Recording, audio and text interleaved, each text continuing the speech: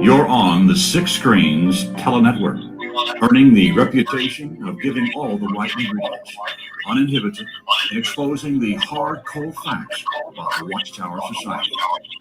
And now, the end is near.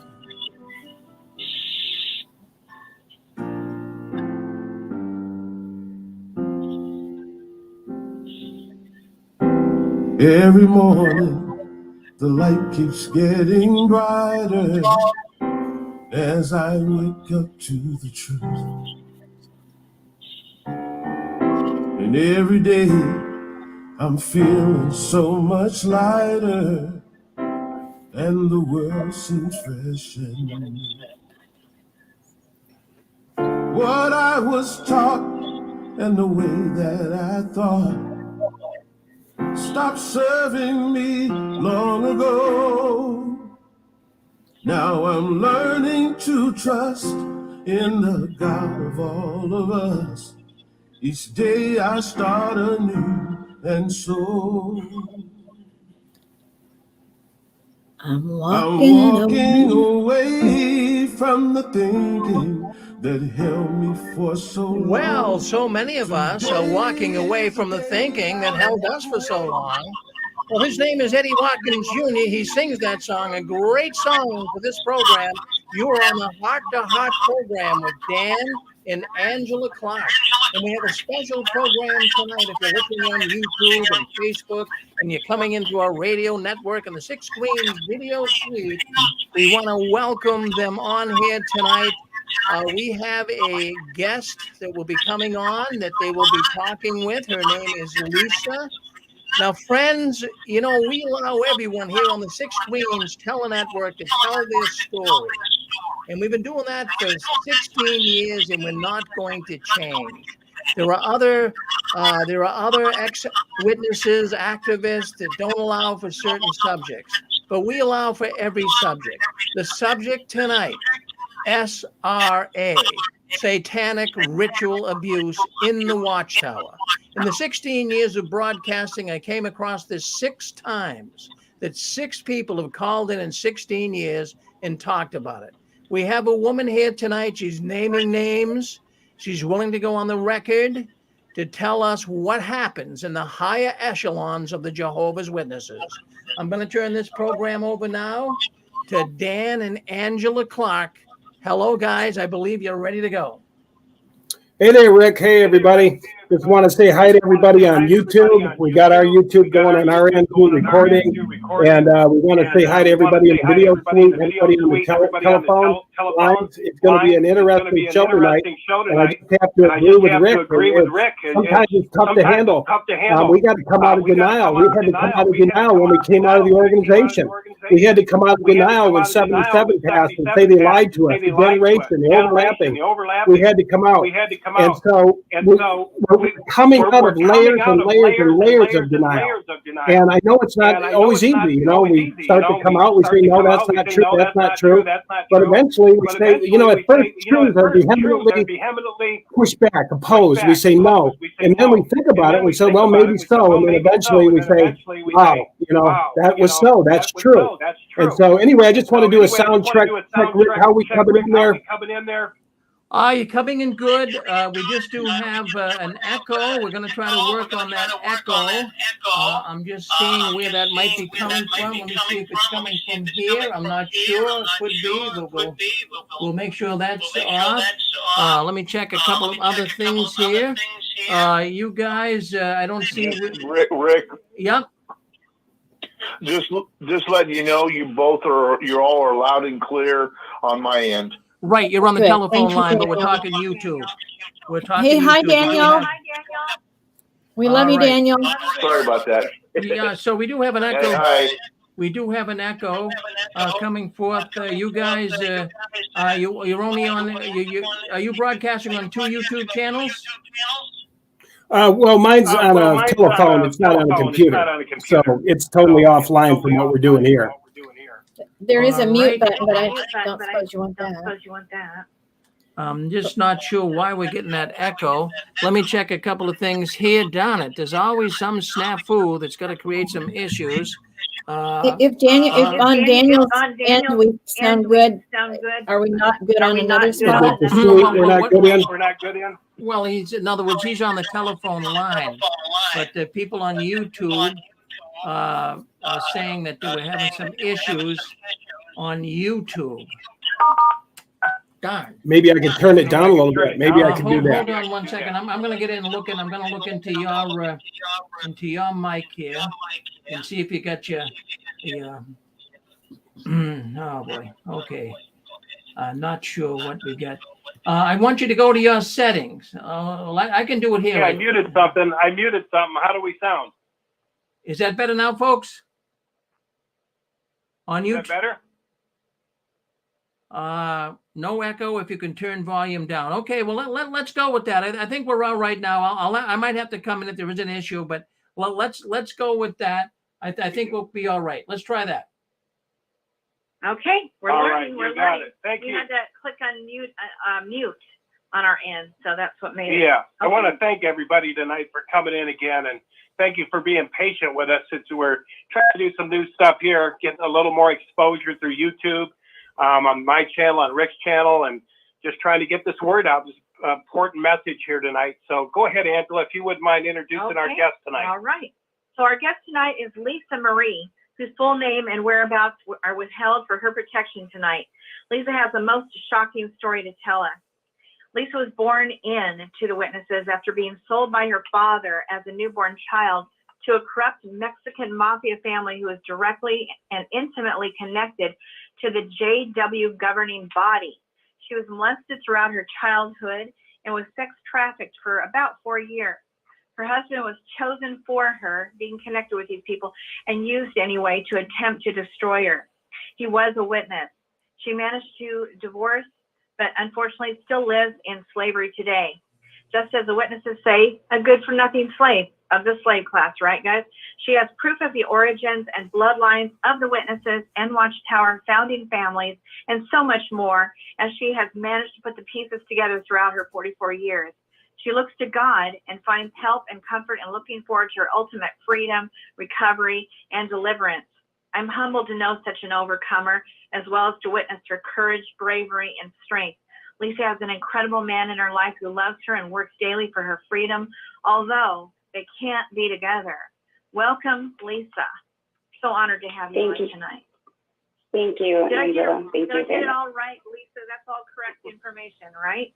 Just one little part. Hang on 1 second. Okay. Can you hear me? Yep, we can hear you. Can you hear me? Yes, we can. Yep. Okay. So just one little part. My biological father was the 33-degree Freemason. He's Mexican mafia. So I was sold to a Sicilian. He was Sicilian mafia, and she was Khazarian mafia, and they were both Jehovah's Witnesses. So I was born. He sold me to them. That's the only thing. So it wasn't them that they were Mexican mafia. So that's the only clarification. So your father was? Yeah, my father was Mexican. He was Mexican mafia, 33-degree Freemason, and he didn't want me. And my mother was no part of it. I do know my mother's name. I have not met her yet because of the situation and her safety. But yes, it was all planned. He sold me to the Sicilian family. And she could not have children. I found out she had a miscarriage. I actually asked them at 5 years old, I said, I cannot be your child. I don't look like you. I don't think like you. And I don't love like you. And I know I'm not your child. And they laughed at me. But I found out the truth I found out the truth online at 39 when I found out she had a miscarriage in October 1st, 1977. I was born December 6th in 1977. So I went to her and I said, you're not my real mother, and you lied to me. And everything just started, I just started to really wake up at 39 and put all the pieces together, because I was being drugged. I had endured molestation. I have endured my this man burned my ear when I was 16 years old on purpose. You know, I remember one of my first things, Marianne, that's her first, I'll just give her first name. She was working, and I had asthma as a little girl, and she had called him up and said, you need to give her her nasal spray. And I was scared of this man, obviously. And I used to hide under the table. I used to listen and watch and observe everything, but I would literally hide under the table, and there was a big tablecloth, and just listen because I was scared. And he's like, come out from underneath the table. And I was scared of him, and he would not leave me alone. And he grabbed me and dragged me out from underneath the table, straddled me, and literally shoved the nasal spray up my nose as I screamed. And I was five when that happened. That was my, besides being molested. And there was a picture of that molestation. There was a picture of that. That was documented, which they have taken. I'm sorry, were you trying to say something? Yeah. That's just a little bit. It was psychological abuse. It was emotional abuse. It was physical abuse. It was everything. It was lies upon lies upon lies my whole life. And at 39, it's like I woke up. I was in a coma. Basically. It's just, if you could imagine happening, it happened. There isn't anything that I haven't been through. And the only reason why I'm sorry, were you going to say something? Yeah, I was just going to say, I just wanted to ask you if we could kind of go back a little bit, just to kind of give a starting point. And I just wanted to talk about the witnesses, like how did you get into this thing with the witnesses? I mean, and I guess what I want to do is kind of take you back to the witnesses and how that all evolved. And I wanted to ask you a few things. Did you ever become baptized? Did you ever believe it was the truth? And then, what happened from there? Kind of like, you know what I'm saying? Sure. Okay, go ahead, Lisa. And thank you for coming on. And I want to say this. Thank you for coming on. Thank you for being courageous. Thank you for having an intention of bringing darkness to light. That is so important. It takes courage to put a light on darkness, because we put our reputation out there, we put our everything's out there for everybody to just pounce on. But you know what? Truth. People who speak the truth say, I don't care. I'm going to say it anyway, and you can listen or not listen. So thank you for coming on. Thank you for that good intention and being a true speaker, a true seeker, and on and on. So anyway, go ahead, tell us a little bit just how you got involved with the Watchtower, kind of how it all happened, unfolded, and were you active, all that kind of stuff. Sure. So I was brought up into the cult, Jehovah's Witnesses. I loved the Bible storybook. I loved reading the Bible. For me, because I was in a house where no one kept their promises, the story of Noah was very impactful for me, because I always thought, wow, God promised, and you see that rainbow in the sky. That is amazing, because no one ever keeps their promise in here. If God could just love me. And that's really why I stayed in the religion. I did not see love. I got baptized at 16 years old. And there was gossiping, and they wanted me to be a pioneer. And I said, and they were fighting me about going to college because everyone was going, the pioneers, their college was paid for by their fathers if they pioneered. And I'm like, no, I want to have an education. I want to be able to support myself. I don't care what you think. It's my life, and you're not going to have a say in this. So I did go to college. I did, and I extended on with some other things later on. But I was baptized at 16, and didn't really date a whole lot. I was very restricted, very, very restricted in what I could do. But there were, I know there was other children that I was around that were being molested because of things that their behavior and the things that they were doing. So I was around, I was exposed to that. I also had friends who were being beat regularly in the hall, and nobody was doing anything about it. Like, you could hear them screaming from being spanked, and people were chuckling and thought it was funny. And I just was mortified by it. So those were all things that I did notice, and I was aware of happening. I lived a very, very lonely, sad life. There was very little kindness or love. This man, John, absolutely hated me. He ignored me. He neglected me, except, like I said, he had molested me. That was, and he tried to kill me when I was young. And then when I was 39 as well. My marriage was set up. He is mafia. He is definitely mafia. They were kissing his hand when I was 16 years old, and they referred to him, and this was right after John Gotti died, and they were referring to him as Gotti when I was 16 years old. Oh, wow. And I remember. Your dad. Yeah. The man that I'll just call him John. He's definitely not my dad. Okay. But yeah, so you can just, he's just John to me. But so that's what I saw in the Kingdom Hall. They were kissing his hand and they were laughing, and this was right after John. He watched John Gotti's funeral and was mesmerized and smiled the whole time. And I was like, and I was naive at the time, and I didn't understand, and none of the pieces were fitting together. And it wasn't until I was 39 that everything fit together. And then police confirmed to me that he was mafia when I had left, and there wasn't anything that they could do about it. That after he assaulted me in 2017, so they confirmed it everywhere I went. It was confirmed that he was Sicilian mafia, and that my ex-husband. My ex-husband raped me. My ex-husband was Irish mafia and, Jehovah's Witness, and it was set up. I was actually drugged, hypnotized, whatever you want to call it, during the ceremony.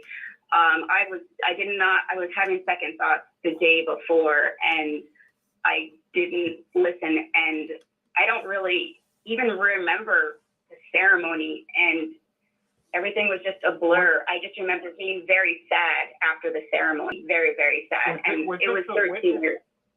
Was this a witness marriage? Yes, it was. It was. And he raped me.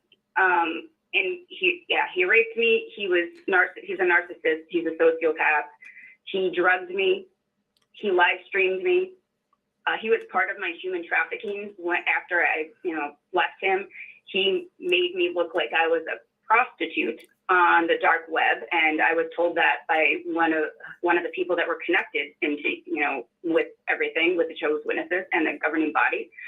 And I mean, it is not easy to talk about. It's just, I'm a little nervous, to be quite honest, because this is not easy. But I'm doing this because I know there's more people out there like me, and that's really why I'm doing this. So it's not easy to talk about because it's very raw for me. Yeah, Lisa, and what's so wonderful is since a couple other people come out, I've heard four of these cases now. And there was somebody on Instagram yesterday when you were talking, and someone says, I was trafficked too. And I'm like, oh my God, how? It's like Rick always says, what is going on at the high levels that we don't know about? There's another side of Watchtower. It's like masonry. Masonry at one level, there's a bunch of coffee drinkers. It's kind of like us in the Kingdom Hall. We were in the country club, right? We got our magazines. We went door to door. We were just Watchtower ideology. But then at another level, it's not that way. And it's the same in the Masons. When we were in there, it was like coffee drinkers, we're going to raise a little money. But at higher levels, it's different. And it is different in Watchtower. Men that can lie to you over and over without a conscience, that can tell you the world's going to end and over for over 100 years, are amoral, and they have no conscience. If you have no conscience, you're capable of anything. And this is what Watchtower is. They're unconscious. They're at the highest levels. They have no conscience. You can't tell millions of people the world's going to end in 1975. Let it blow by like it's nothing at all. People put their whole lives on hold, and you let this stuff go by, you guys go have a cup of coffee and say, let's set up the generation prophecy. And then when that one blows by, now that one was really covert. Nobody wanted to talk about that one. That's the one I talked about. And that's when they said, oh, you're an apostate, because you asked, if this was, I said, did we just pass a prophecy, the generation prophecy? It seems like we read the Revelation book 3 times, and then it went into an overlapping generation. So these men will lie. They'll break you up from your family. And they'll do it again and again and again. Go ahead, Angela. And besides the fact that, we've been hearing, from Leah Remney, all the different people along the way here about the molestation, the child sexual abuse and cover-ups and all these kind of things. And then not to mention the fact that we've all been putting together pieces bit by bit. God's been leading us down a little gentle walk of realizing all this. Like, for example, the fact that you don't build a building in New York without having a relationship with the mafia to build anything. You don't buy concrete unless you have a relationship with them. And that was very crystal clear. And yet, what were they able to build? Massive buildings down there in Brooklyn. And now, and now, rejuvenated. Okay, well, now they built a whole nother section over in Wallkill, all again gated, protected. And we know personal people who have been in Bethel who have been abused like no tomorrow. And it's like, oh my God, it was obvious. They are working with the mafia. That probably means people are being molested by the mafia. That means that they're molesting. That means that they're doing bad things to these people in there. And sure enough, we found them, man. And it was like, oh my God, this is just going from bad to worse. And then we found out that, the one of the main leaders, founders of this religion, it's not mine, but anyway, that they have a pyramid in the graveyard. That he died on October the 31st, so they had all kinds of October 31st ceremonies at night at the graveyard year after year after year. So it's like, what's up with that? Why a pyramid? And then everything, but it's just realizing, oh my gosh, the masonry, and then they start researching. And now your research that we now have studied intensely, it's still more to go, but it's like, oh my God, they are truly Mason bloodlines and go way back into Scotland. And it's just getting worse and worse. And I just want you to know this is the perfect timing for all of us to hear this tonight, because we're ready. I feel that we're ready to take this next step and to face some really deeper stuff than we have before. And I've heard your story. Dan has, Constance, Rick, we know you're telling the truth. It's obvious. You know what you're talking about. And so we are ready to hear what you've got to say tonight. I just want you to know. And I can't say enough about how we honor what you've been through. And not just that, but, to be so confined and not be able to be a real person out in the world. Why don't you let us hear her, okay? The two of you has been talking a long time. I want to hear her. Thank you. Okay, thank you for that. But I'm trying to set it up here. That's all I'm trying to do. So we're excited to hear what you have to say, Lisa. Thank you. So this man, John, he was connected to FBI and CIA, and I'm going to name names. And this specific CIA agent was in the congregation. I'm going to name congregations because I'm not afraid. They have tried to kill me so many times, and God has saved me, and He protects me, and I am only alive because of God, and that is the only reason. So I am not afraid, and I did hear the gentleman before, and anybody that believes in God should not be afraid, because He is on anyone who's trying to expose darkness and oppression and abuse. So anybody who has faith in God will not be afraid. So thank you, Rick. Thank you, Angela, and thank you for Dan, for you and your courageousness. So with that, I'm going to say that there was an FBI agent. He's been my handler for, I don't even know, probably since I was a child. And his name is Robert Peterson from Kingston, New York. He has raped me. He has drugged me. He worked for John, I'll just say John. He worked for John, and he worked for Mary Ann. He was actually having an affair with Mary Ann for about 15 years. Mary Ann is a madam, and she has serviced the governing body, and they are human trafficking. Jason Devilar from the Highland, New York congregation. He worked with the governing body, my ex-husband, Frank, and Robert Peterson. These are some of the people that human trafficked me. These were like the main people. On November 13th, 2017, when I had left my ex. My dog was killed. They poisoned my dog because I left my ex. That's what they do that's punishment when you're under mind control and you're doing things of your own accord. So my dog was killed. They destroyed many of my stuff in my apartment, and I was sleeping on the couch and not understanding everything. So on November 13th, 2017, John picked me up and body slammed me to a concrete floor when I came to because I was unconscious. He put his left hand. And John is your stepfather. He was the one that I lived with. He was the one that pretended to be my father. Where'd you find this lying bitch at? Excuse me? What's that? Excuse me? Who knows? Go ahead, keep going. Okay. So he, when I was unconscious, I came to, he put his left hand over my nose and my mouth and tried to kill me. And he jumped back and did stop. And then he's like, "You fell." I said, "Fall? You slammed me to the floor. What are you talking about?" And he's like, "Well, I'm calling the cops." And I grabbed my stuff, and I was still in my pajamas at the time, and I fled. And there was a lot of other stuff that happened in between there. But the point of this is that he tried to kill me because I found out the truth. I said, "I know who you are. I know you stole my identity. I know exactly what you've done." What I did find in their house was damning information that they were money laundering. And I figured out the algorithm, how the Jehovah's Witnesses are doing it. I have names. I alerted the authorities. I know where they're doing it. I know the banks. I saw them. I saw the checks. I saw all of it. They're money laundering. They saw the identity theft ring, and these are people that I grew up with, and I was in shock. Everything about what I thought these people were was a lie. When I went to the elders after he assaulted me, 3 elders I'm going to name.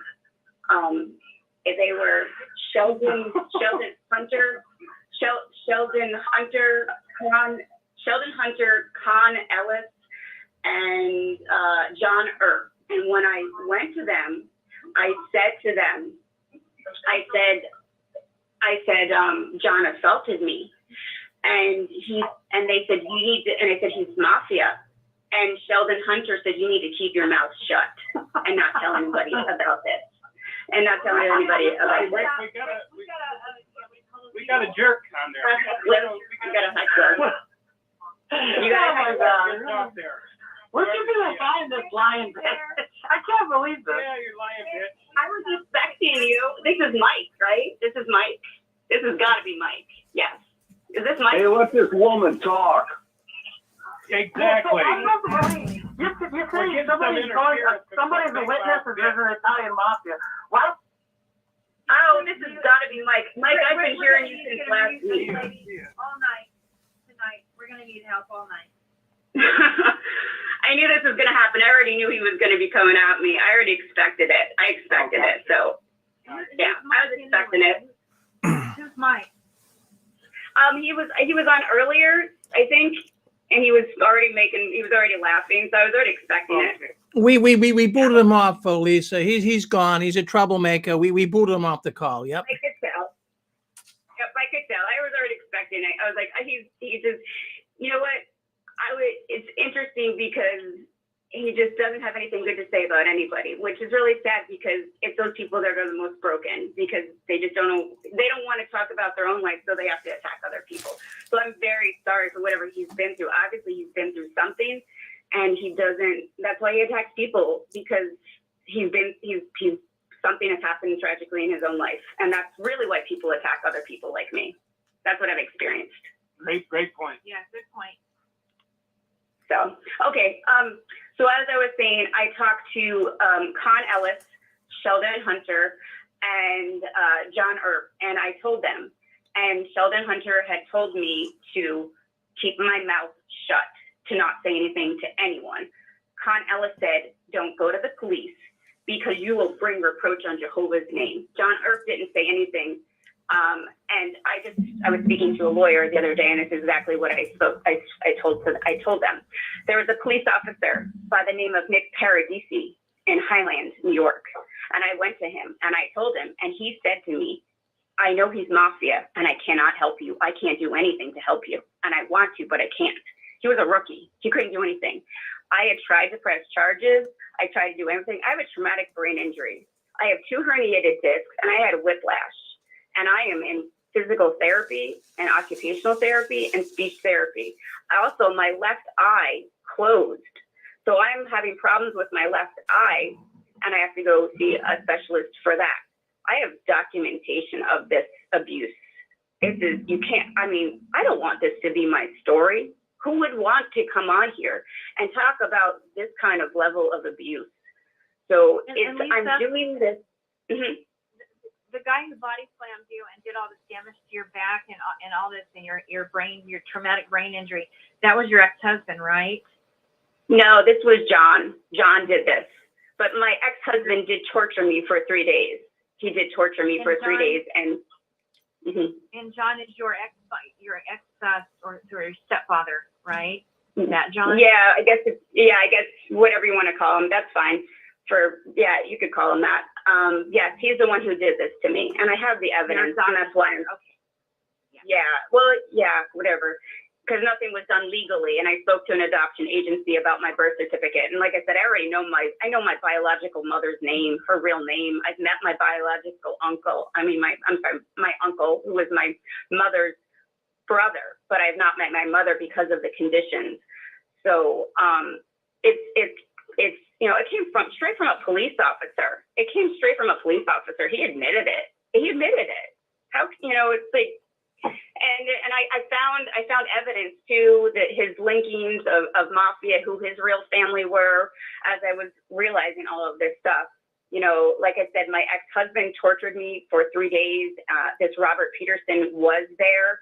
My ex-husband went on a coke binge. I found out that my ex-husband was a bisexual. He was selling coke. He was running a prostitution ring with Robert Peterson and John and Mary Ann. And they were all connected to the governing body. They're all connected. Everything, John and Jason Devilar, they were all connected. They were watching when I was being live streamed in New York, and they were watching. I found Con Ellis, Mary Ann and John, and Frank all on my phone, and they were using TikTok and live streaming through there. It was all being live. I just was like, this is insane. And it was just crazy. I couldn't believe what was happening. And that people a police officer admitted it. I couldn't even get help. I couldn't get the help that I needed medically because everywhere I went, I was being pushed away. They wouldn't even help me because of the connections. I couldn't get a restraining order because that guy was connected to my ex and he was Irish Mafia. This judge, Anthony McGinty, was known for the town of being a cokehead. And his lawyer, Diana Kidd, my ex-husband, she was connected, and she knew. I heard her in divorce court. She knew, and she watched me be tortured for 3 days. So she's an accomplice, and that's also, I had to threaten to get my divorce papers. She took 6 months, and I said, you know what? I know you watched me. I sent an email straight to the judge, and I said I was coming for her if I didn't get my divorce papers. And I said I know what she saw, and it was that same day that I got my divorce papers. She waited 6 months to get that to me. So it was all delay. It's the connections and everything that happened. I just couldn't believe it. It was a nightmare, and I was living a lie. Everything about my life was a lie, and I was so angry. I can hear somebody in the background saying hello. It's real faint. Can you guys hear that? Yeah, I did. Yes, I did. Yeah.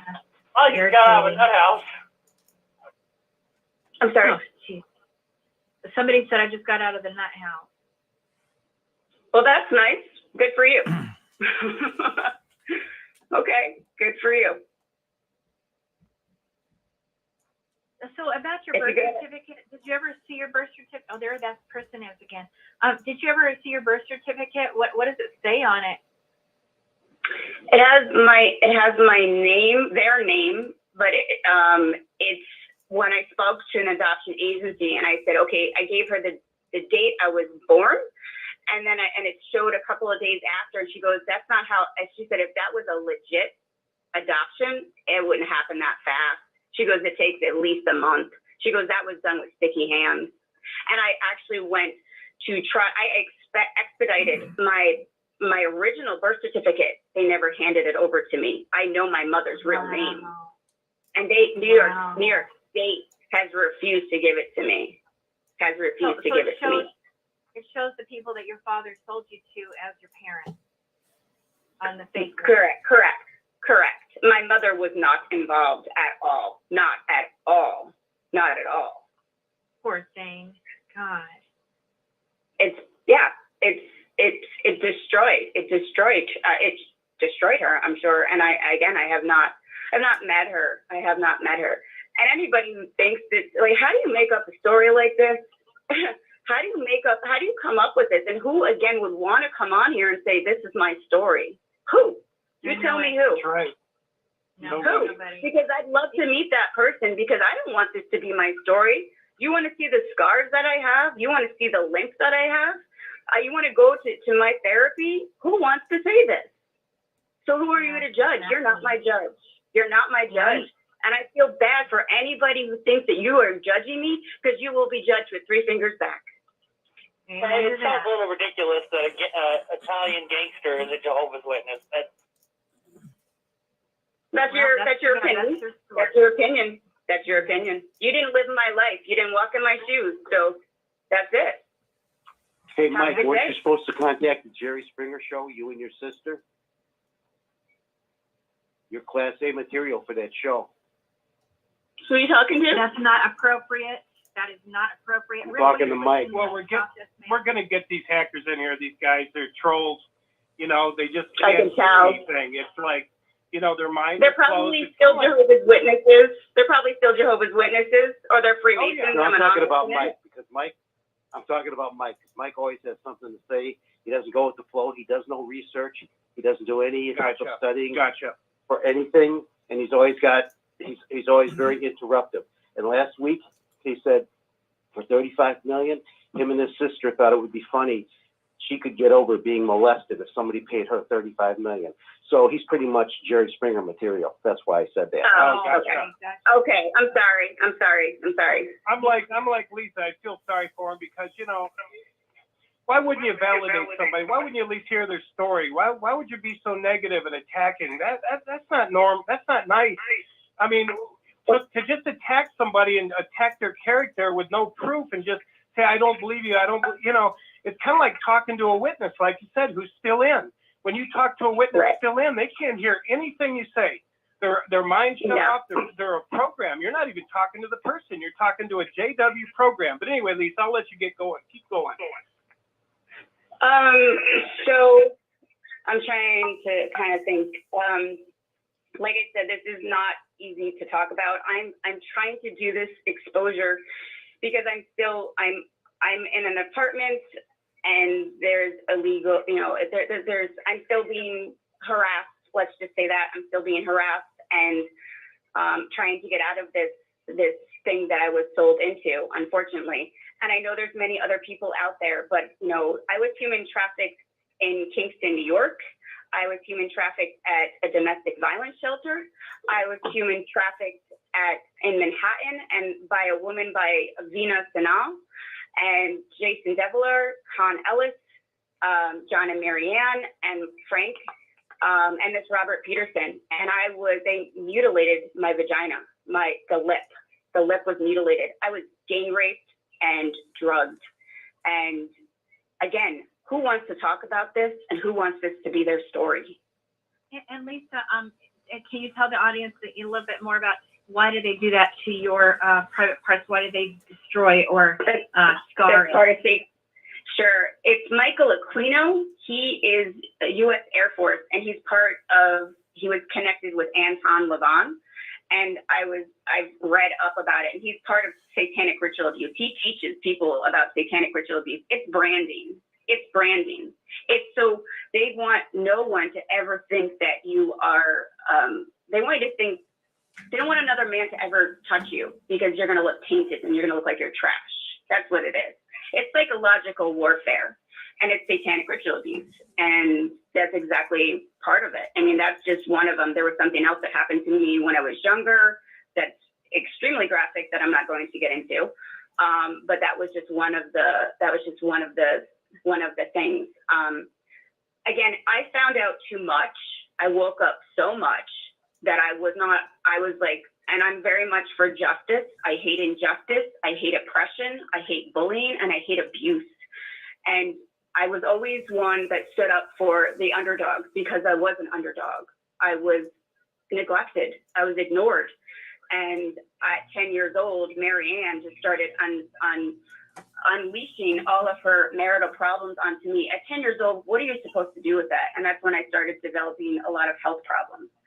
So I came from a lot, and, you know, this all happened. It wasn't until I moved, I escaped, but I'm still not free. And my fiance, who is military, is trying to get me out of this because I was sold into this. Again, I'm not being human trafficked anymore, thank God. But I'm still being harassed, and I'm still not free, and I cannot be with my fiance or meet my mother until this breaks. And I'm not the only one out there.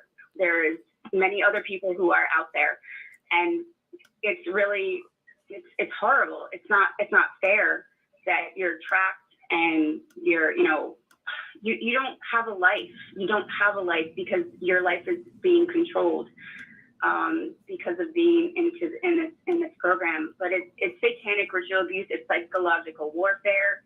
It's very much what the Nazis did. It's MK Ultra. It's really MK Ultra. And if anybody knows anything about Kathy O'Brien and her story, if you don't, please look it up. What I'm saying, if you listen to Kathy O'Brien, and her husband was CIA, and he saw what they were doing to this woman, and she's again, she came from molestation. She came from that. She experienced satanic ritual abuse. She was also a victim of MK Ultra. She became an activist for this. And that's really why I'm standing up, because I learned from her story, and I was inspired by her story. She said the best way you can come at them to shut them down is to go at them, because they don't like the light. And that's really what I'm trying to do to get my freedom. And the reason why is because I want, and I know there are many, many other women that are scared, because I was scared, and they're ashamed, and they're embarrassed, and there's so many emotions that come with rape and gang rape and human trafficking and being drugged. And I understand them. And any man, because this happens to men, anyone, anybody. And I want them to know you're not alone. You can come forward. You can get help. And there are people that will advocate with you. And I want them to know that it's not easy, but you can come forward and forget about the haters, because there's always going to be haters. But there are some people in this world who are going to understand. And I am one of them. And if you're one of them, then I'll stand with you. I'll stand with you happily, and I'll stand proudly, because I understand what it's like to be a victim, and I understand what it's like to be a survivor. And now I'm an activist, because I am angry about what happened. It should not happen to any man, woman, or child. Yes. Lisa, I'm sorry to interrupt you, but I'm losing track. Sure. I know you've been through insanity and horrible trauma and abuse, but I'm having trouble understanding in any kind of sequential way where does this fit in? What does this have to do with the Jehovah's Witness organization? You made mention of people that will hurt you and hurt you being involved with governing body, but it's kind of, I'm having a hard time following you. So I was just wondering if you could kind of clarify that. And again, thank you so much for your bravery. Sure. Thank you. I was being live streamed, and these specific elders, these specific people that were in the Milton congregation, were a part of it.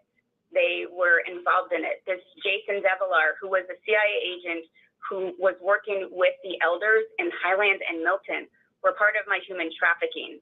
They were part of it. That's really all that's the best way I can say it. The governing body was also a part of this. And I know I'm not the only one who has said this as well, that they're part of human trafficking. And I tried, I didn't understand. I was not putting the pieces. These people misled me. They were leading double lives, and they were connected to my phone. They were watching me being live streamed. They were watching all of this happening. And there was nothing that I could do. There was nowhere that I could turn. Lisa, can I just take it back just a step? I think maybe I'd like to start right here with where I heard it begin.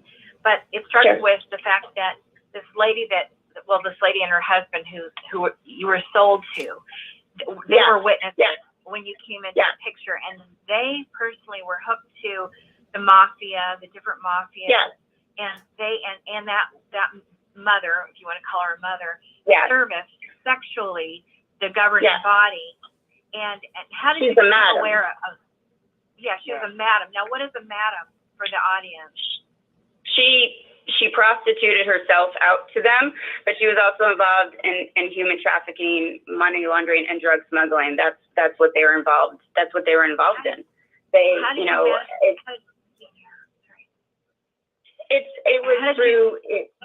It's through the connections. It was through the connections. Jason Devilar, Robert Peterson, because they're all part of human trafficking. That's it. Robert Peterson does human trafficking. Jason Devilar was part of human trafficking. Again, Jason Devilar was never baptized, and he was giving serious talks, and he wasn't even an elder. He was working also with the circuit overseer. It was the connection. That's how I made, because when you're gonna be human trafficked, let's just say this, and I'm not going to go any farther. They need to stretch you, and they stretched me as a little girl. So that I was basically tailored for it, and I didn't even know it. It wasn't. And after I left my ex, because they punished me, that's when the human trafficking started, and they hunted me down like a dog and drugged me. And every time I tried to escape, they would find me and do these things to me. And it's like I couldn't run, I couldn't hide, and I tried. And it wasn't until my fiance said, "If you don't leave, they're gonna kill you. Get out of that state. Get out of it." Because I couldn't do anything. I couldn't do anything. I got a question, Lisa. Was this all operating on the one level, were they operating just like a normal Kingdom Hall, like having meetings and all this stuff and going out door to door? Yes, they were. The Highland and Milton congregation. Those were the congregation. And after I left my ex too, the two congregations in Warwick were following me. And I went to those. I woke up and I was like, I was going to actually go to New Paltz, New York congregation, and I decided to go to Warwick. And I went to Warwick, and I'm very good at faces. I have a photographic memory, so I don't. I remember faces. I'm not good with names, especially because of the brain injury now. But I went to Warwick, and the people that had been following me, I saw them, and they were like, some of these were Bethelites. Some of these were pioneers, and some of these were ministerial servants. And I'm looking around going, are you kidding me? Are you kidding me? So I stayed to the next one, the next Warwick, and I looked around again. And I said, oh my gosh, this is not happening. I'm like literally breaking out in a sweat because I just couldn't believe this was happening. And I was blown away. And I went over to this one man, and he was Cherokee Indian. And I said, so who did it? Who had you followed, Frank or John? As soon as I said Frank, he put his head down. And I was like, wow. So these people that called themselves my brothers had been were following me everywhere I went because of my ex-husband. And let me step back a little bit.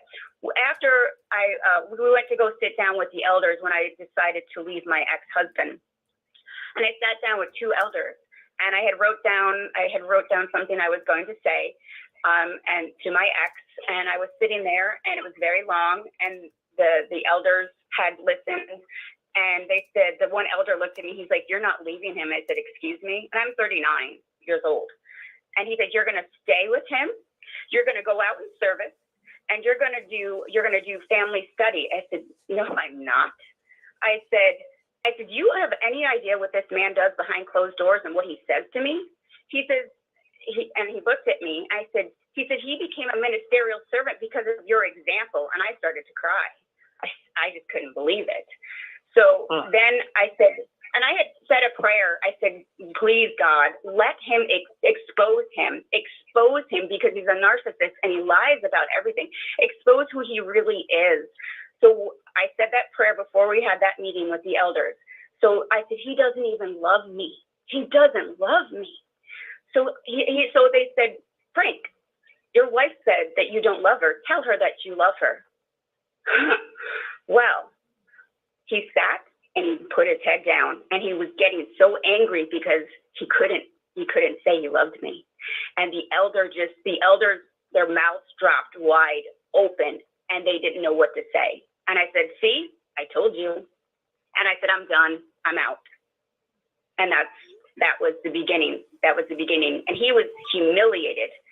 He was humiliated because he had put on this facade that he was such a good, loving husband when, he raped me. He was psychologically abusive. He was financially, just everything I did was wrong and my fault. And he had told me everyone had hated me. I mean, I had suffered 13 years of gaslighting and narcissism, and he was leading a double life. He was a bisexual cokehead who was money laundering, stole my identity, running a prostitution ring, shacked up with the divorce lawyer, and while we're getting divorced and everything else. Well, yeah, he's a great Jehovah's Witness, great Jehovah's Witness, great example. This stuff is happening, and if you didn't see it, well, you didn't see it because you didn't live in my shoes. You didn't walk in my shoes, and I'm glad. I wouldn't want anybody to go with what I've been through. Nobody should have to go through what I've been through. But this is my story, and this is my testimony. And I did go through a process where I was very angry. I was very angry. I was angry because I was lied to about everything. I was angry at God. I was angry at myself for not knowing and not waking up. I was angry because I couldn't control anything. I was angry because I had been traumatized and had a brain injury when I had a career and everything was just destroyed in one day, like Job. Everything was destroyed in one day. I lost everything that I thought, the people I thought were my friends would not speak to me. They treated me like I don't even know, like I was dead pretty much. They treated me like I was disfellowshipped, and I was abused. And there was no empathy. There was no compassion. There was no love from anybody. And they were laughing. They thought it was funny. They were laughing at me. And I'm like, how could you sit here and laugh? And you're watching me being live streamed. And I know, I found this out. I walked into to John's, his brother's bar, and someone comes up to me and they said, "I know you." And I'm like, "Well, I don't know you." And he's like, "I know you."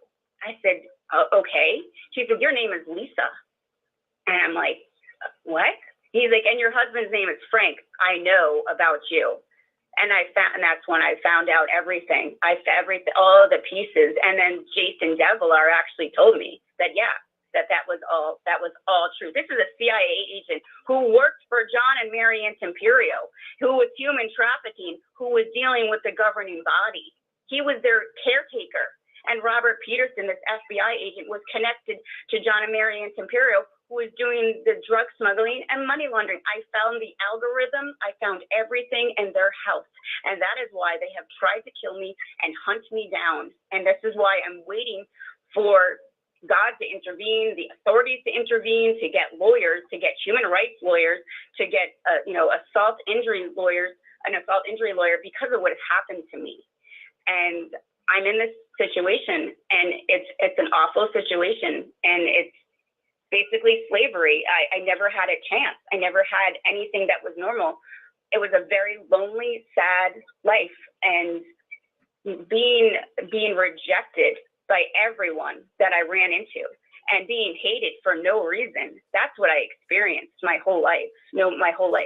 My fiance has saved my life so many times. I did meet a born again Christian who was so kind to me in New York. My EBT, I had to change the PIN 15 times. I lost 15 pounds in 1 month because social services refused to give me food stamps because they had left me destitute. I was destitute, and I mean destitute. I was destitute. And this was all happening. And these Jehovah's Witnesses were watching. And when I would go to the Kingdom Hall, because I wasn't sure, I think I was in denial. I had a brain injury. Nothing was coming together. And I was still, wasn't going for the people, but I loved God. And, a lot of this didn't make sense until later on. And so as I'm coming out of this, I still wanted to be connected to God. And I didn't want it to be true. I didn't want it to be true because I'd wasted so much of my life in this organization. And I was like, but what about God? What about God? And there was no love. Jesus said there would be love amongst you. You would know me by your disciples. And that's the thing. There was no love. And I never felt that from that organization. And when I experienced all of this, there was, like I said, I went through a period of anger and testing God. And I went to different churches. I went to a Baptist church. I went to Calvary Chapel. I went to other churches, and then I'm a born again, Christian now, but I've been through the process. And again, I'm coming out so other victims and survivors can speak up and know you're not alone. You're not alone, and you're not crazy. And anybody who says that, they have their own, they're broken in their own ways, and just talk to the people that you can relate to and who have the similar story, because you will have that support. And then there's strength in numbers. And if more people would come forward, you won't be alone. You won't be alone.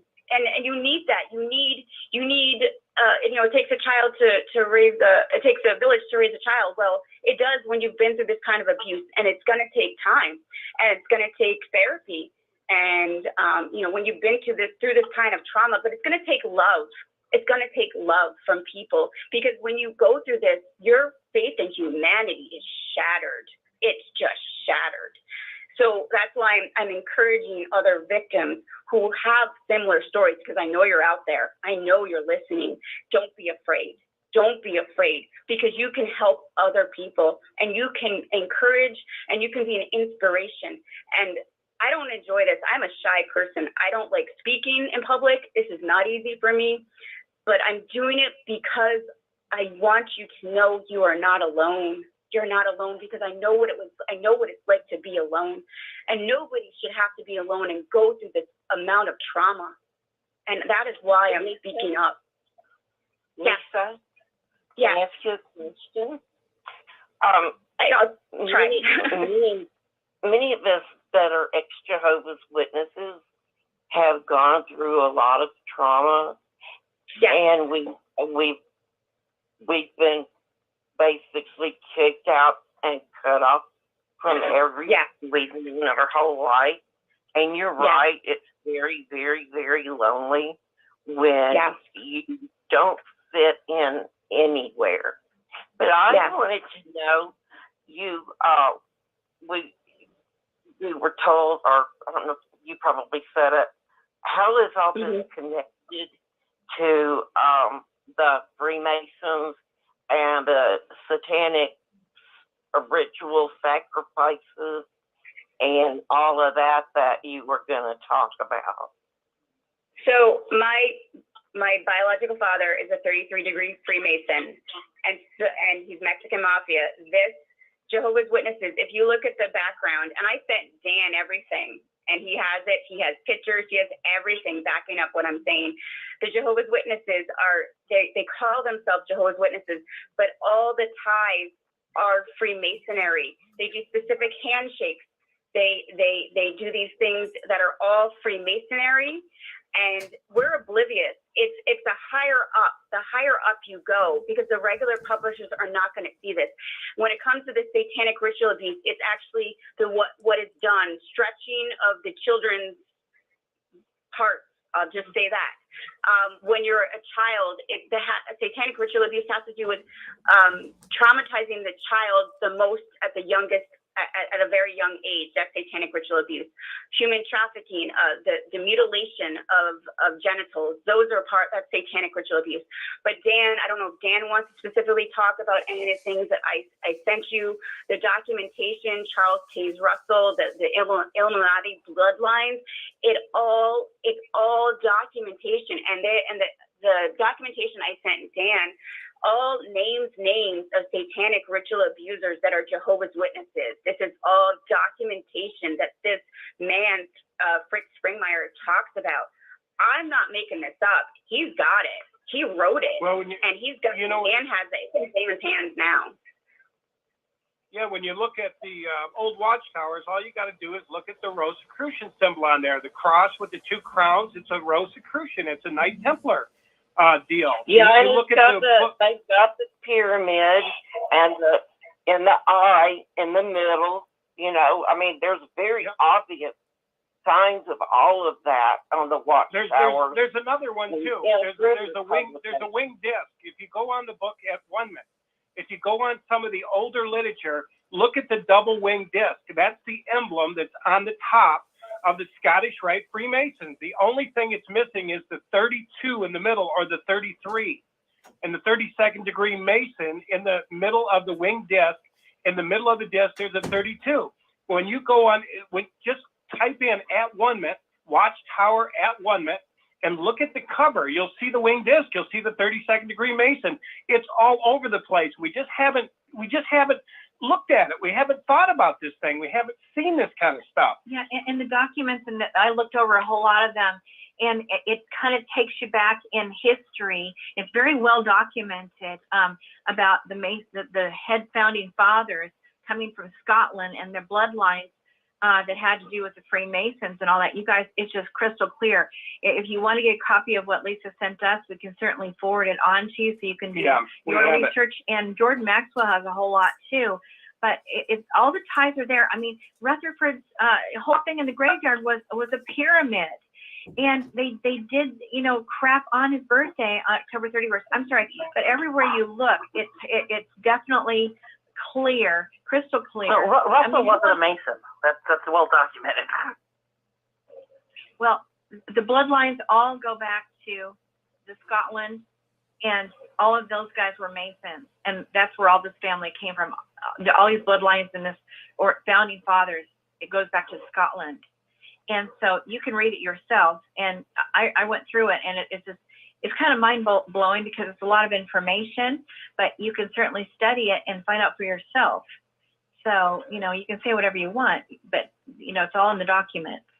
What I want to say is, like I said, this is like the fourth person that's come forward to me. I had another lady that came forth and told me all this stuff that happened in the Mormon Tabernacle, below the Mormon Tabernacle. And they were cutting out her sister's baby's heart. And all the stuff she told me, first it made me vomit. First I said, you're a schizophrenic and a nut. And then I talked to her and I met her. So like I said, the first response is always, repulsion. It's not true. It's automatic. I just want to say that for people who get it makes me vomit now. It makes me sick to my stomach to think I was part of this thing. But this lady came through. She did a tribunal in Australia or somewhere, and she told this whole story. And the lady was sane. And I was like, oh my God. And then I met her face to face. Then we had Kim on here a week ago. And she said the same story, or I'd say, about a month ago. But she came on and said the same story. And I'm like, no, I don't want to hear this. This is too much for me. It really was. And now I'm hearing it again. And again, it's just like, it's like a can of worms that's been opened up. Well, what's familiar? What's familiar to the Mormon lady that we know that this all happened to in the Mormon church, and what happened to Kim Howard, and also what you said. The similarities are that when you don't do what they say and you become a problem, you're punished, you're drugged, you're then trafficked. And then and the drugging's pretty severe. They do the date rape drug. That's one of the commonalities I'm noticing. They also have all the different leaders in the governing body and the leaders of the church tend to always have a lot of connections within the world, meaning the government, the senators, the police, the hospitals, even the CIA or FBI, and all. And so then when you try to go to the hospital because you're bleeding out your blood or whatever it is, they will not help you because they're afraid of who they know that these people are connected with, and they're all connected with the witnesses. And Kim, as you remember, you guys, she woke up in the middle of one of these, crap gang rape that they were witnesses that were doing to her, and they're like, oh crap. And then when she went to church, they're all like doing things to her shoulder and her neck and stuff. I realized what they're trying to do is get her to forget what happened and trying to control her. And so all these different these things that they were doing and mutilating her private parts, that they did that to her and made her bleed to the point where, and then again goes to the hospital and they literally picked her up and threw her out of the hospital. All these similar, it's a satanic way of dealing with people. And one of the police officers with Kim said that, yes, we did that to you and there's nothing you can do about it. And then he also said that this is a sex cult. So he understood that he was a worldly man, but he connected with the witnesses and he knew full well, but he's able to abuse her because he could, but they haven't got everybody all connected. And that this is all similar type things between the two of you. And it's pretty clear that the witnesses are a sex cult. They use date drugs to, poison. They poison you. The women are involved. It's just very similar, and I just want to throw that out. Yeah. Well, you know how the governing body talks so much about not having premarital sex or extramarital sex. It's like they're totally obsessed with it, and their obsession almost is an invitation to sneak around and have premarital sex and things. I mean, absolutely. It's so secretive, supposedly, but it's so out there in your face all the time. And they talk more about Satan than they do about Jehovah. And I think they started talking about Jesus. I don't know. But, anything about Jesus. It was all Jehovah. And, I mean, Jehovah's not even the correct pronunciation of this word. Of course, Jesus isn't either. I think it's like Yeshua. And I'd like to say something, too. I want to say, one thing you have in common, too, Lisa, with Kim, is both of you will drop names. I mean, I was blown away when Kim started dropping names. I'm like, oh, whoa. Hey, should you be saying this? I don't want to see it killed. And then here you are, just like Kim, fluent, dropping names, just like it was yesterday, clear. And I'm like, oh my God, this is the truth. Oh my God, it blows me away. It just blows me away. Well, guys, Lisa did a very carefully put together list of all the people that were involved in each of the severe abuses that she suffered in these sex trafficking things that they were doing to her, and she listed exactly who was there. Sometimes it was her sister, even it was other girlfriends. They're dead now because of being involved in all of this. Lisa managed to stay alive. I don't know for how much longer, but she's trying to tell the truth because if she is killed, then we got nothing.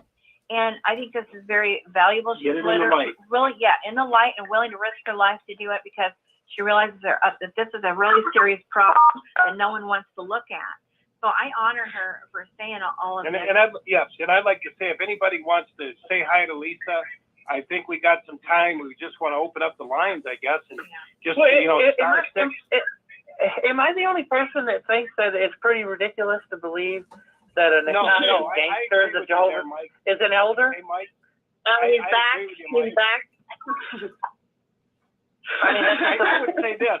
I would agree with Mike that it's a tough one to digest, but to say it didn't happen, I think I'd hold my tongue, because I'm just going to tell you, I'm hearing it more and more, and I didn't want to believe it either. I'm like Mike, like, this is ridiculous. This is schizophrenic. This is nuts. This can't be. Hey, I was in there. Hey, Dan, this lady sounds real sincere. Yeah. I agree, Jeff. Yeah. She's not. She's got her facts. You should see the order of the stuff she sent me, 10 pages of stuff in order. It's not chaos and confusion.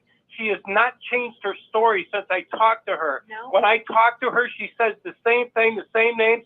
So does Kim. When Kim come on there, it was the same thing. I'm like, oh my God, be careful with these names. Don't get yourself, hurt, Well, Dan and I, we were first introduced to this whole satanic ritual abuse through this Mormon lady who was MK Ultra'd and mutilated, and oh my God, MK Ultra was intense. Anyway, that was our first introduction. Then when we met her and we saw the physical damage to her body and the different things that they had done to her in the MK Ultra thing, it was mind blowing. And we've seen her go through her, trying to get her body healed almost all the way now, but it's been quite the little trip. And so that was our introduction to it. I mean, literally, like we told you, her sisters, because she had quite a few sisters, going down, wondering where her other sister who was pregnant was, and just in time to find them literally had cut her sister's body open, taken the baby body out of there, and cut the heart, and just getting ready to pop that heart into his mouth. That was one of the head up Mormon bishops, I guess it was. And so it was a horrible scene. Very traumatic, as you can imagine, but this wasn't the half of it. I mean, she had been underground and in the caves underneath the Mormon tabernacle. I think it was in Salt Lake. And they literally, when she was young, took her down there, all the time she was down there. They were doing these things to her and her sisters. But anyway, one time they put her on like one of those rolling tables that were metal. You see them in the hospitals, and they started taking her clothes off, putting jelly and petroleum jelly on her vagina parts, and off she was stretching the baby. Yeah, but she was going to be. She was told now you're going to be basically you're going to be experiencing a sex experience, and she was gang raped.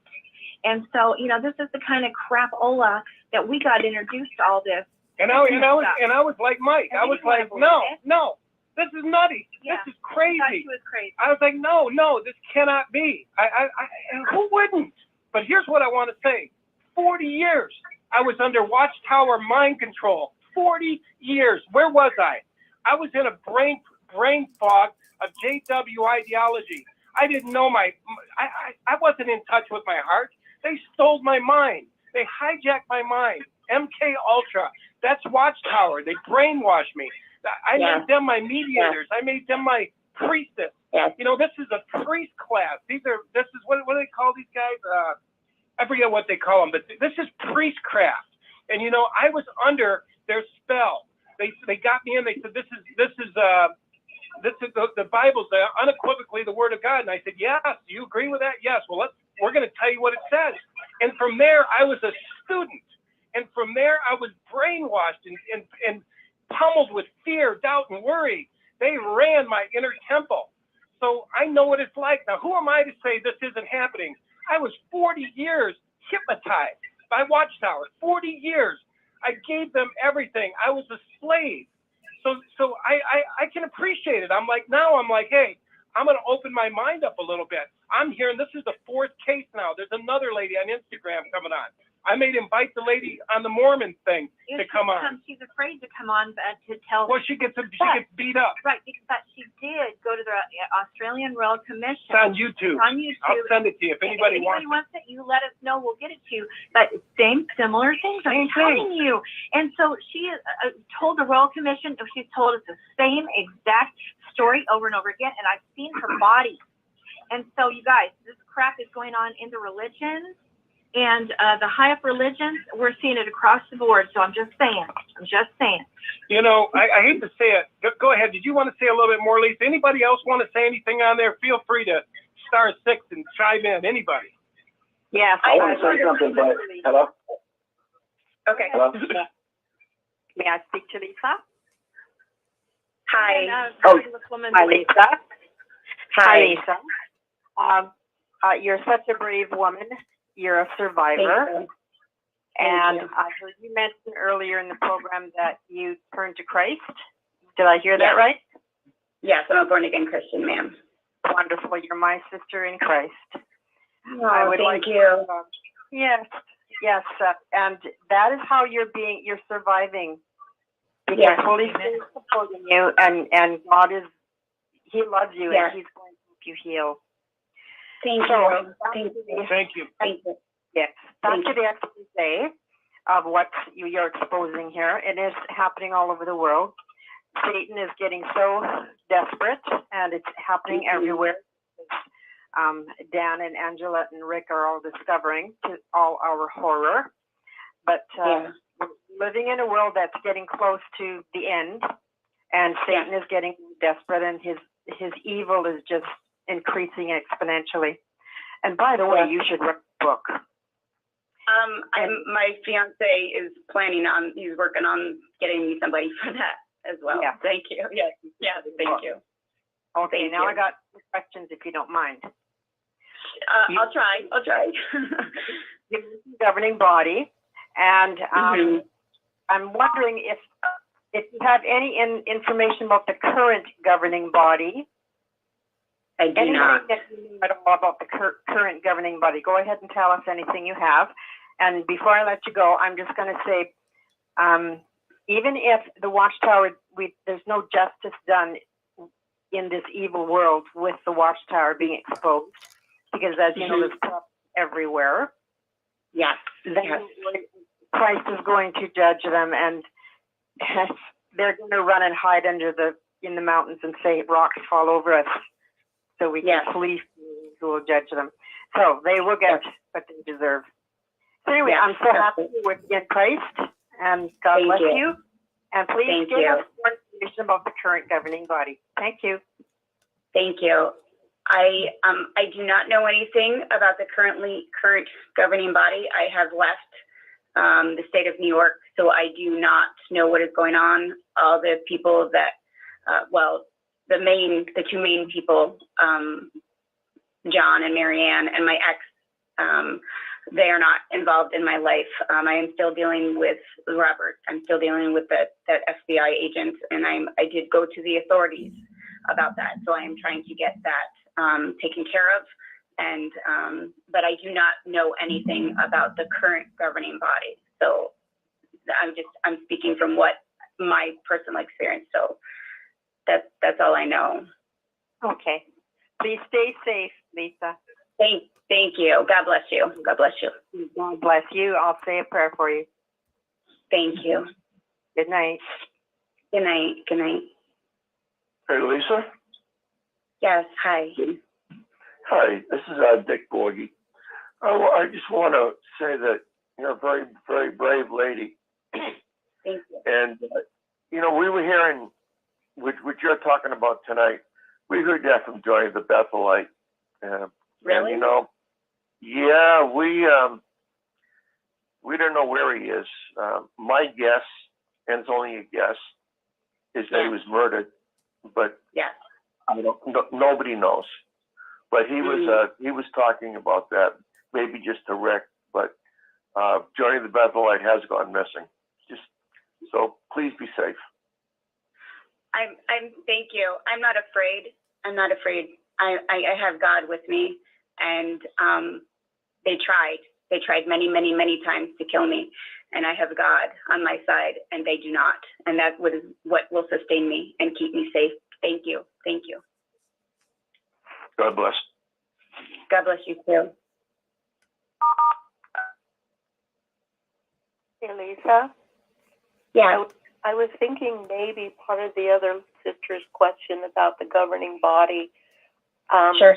One wondering if perhaps any of the governing body that you know were involved are part of the group that are still governing body. Like, are any of the current governing body that you know of, or just in your opinion, were they involved back then? Yeah, it was, I don't know. See, I don't follow up exactly, to be quite honest. I don't follow up with the Jehovah's Witnesses anymore because I'm just not interested after everything that's happened. Dan has a list of the governing body. It was, and I don't know if you can help me, Dan, because I don't have the list. It was Stephen Lett, Samuel Hurd,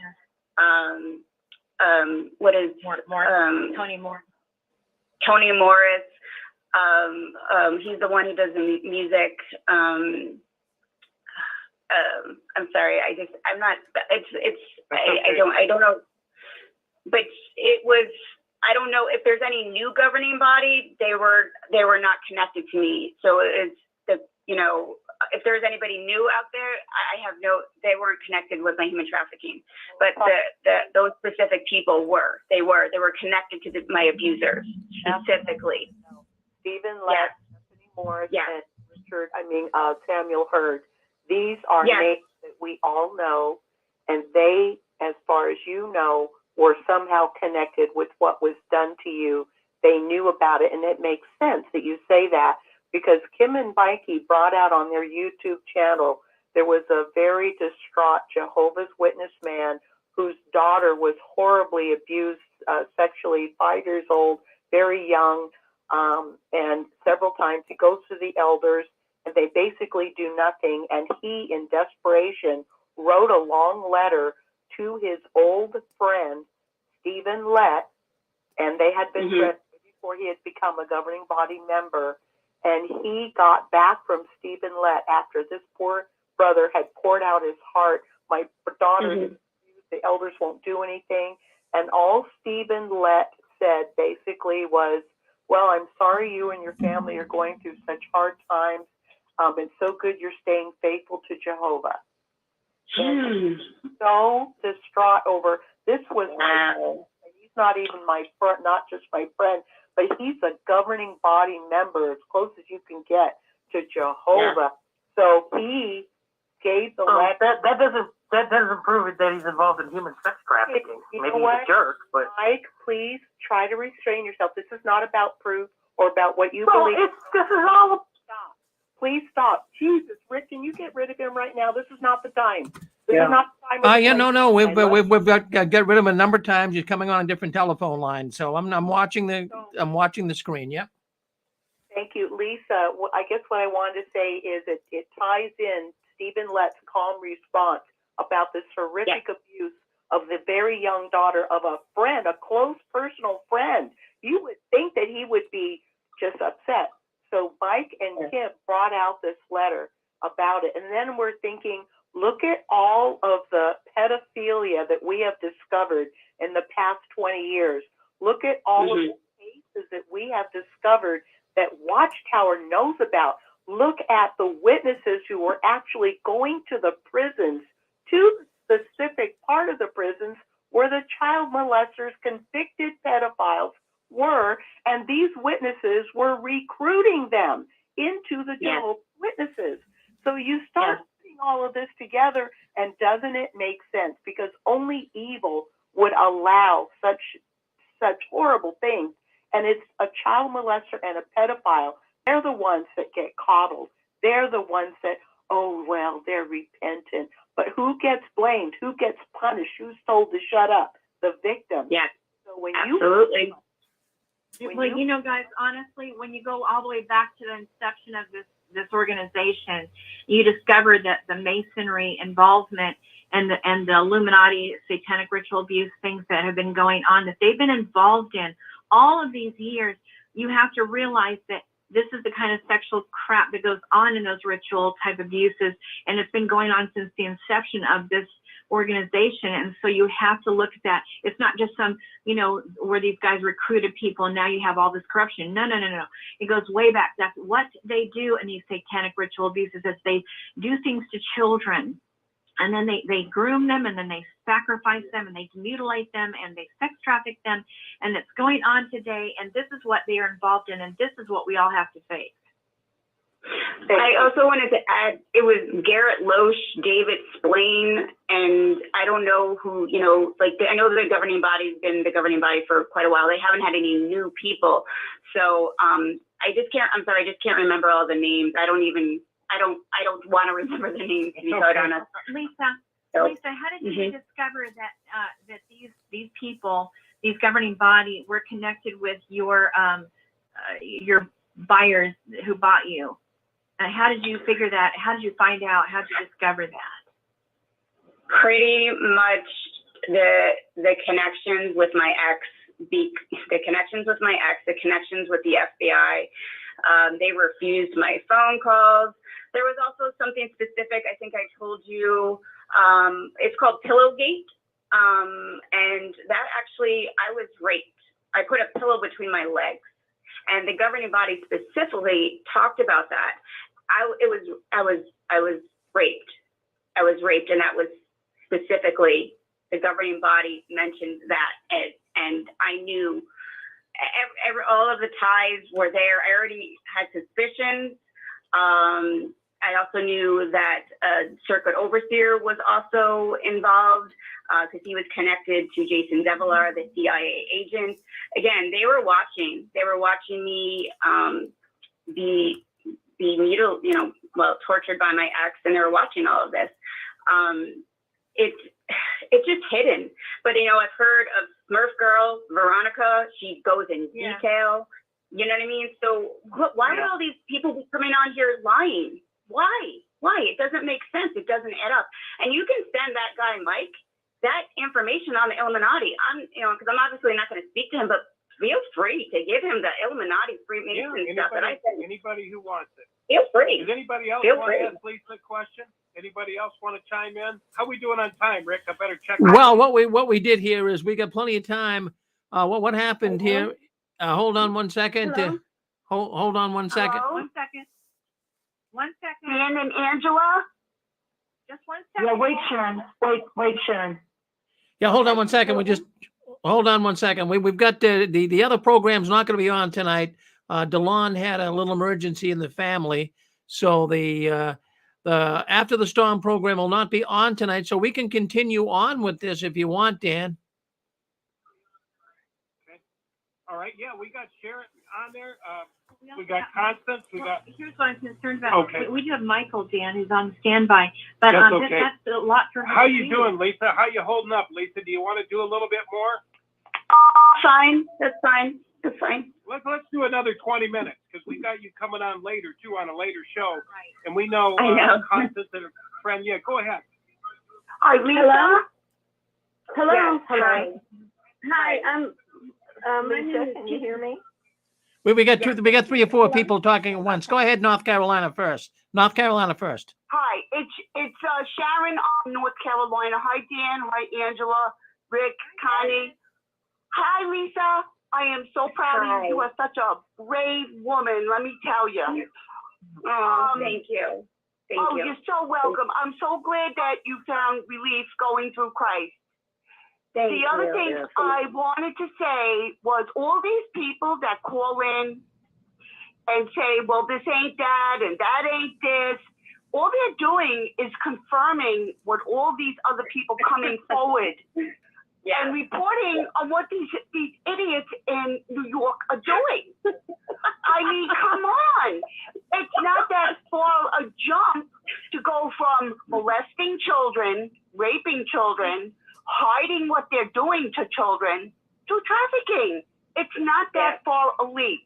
And for this guy who's calling in on all these different phones, he's just confirming every single word that you are saying. Where's he getting all these phones? What, has he got a whole group of people there hanging out waiting to jump on you? I mean, that's not even a man. That's a little child. Somebody who got kicked down in the playground and now he's going to get all his bullies on you.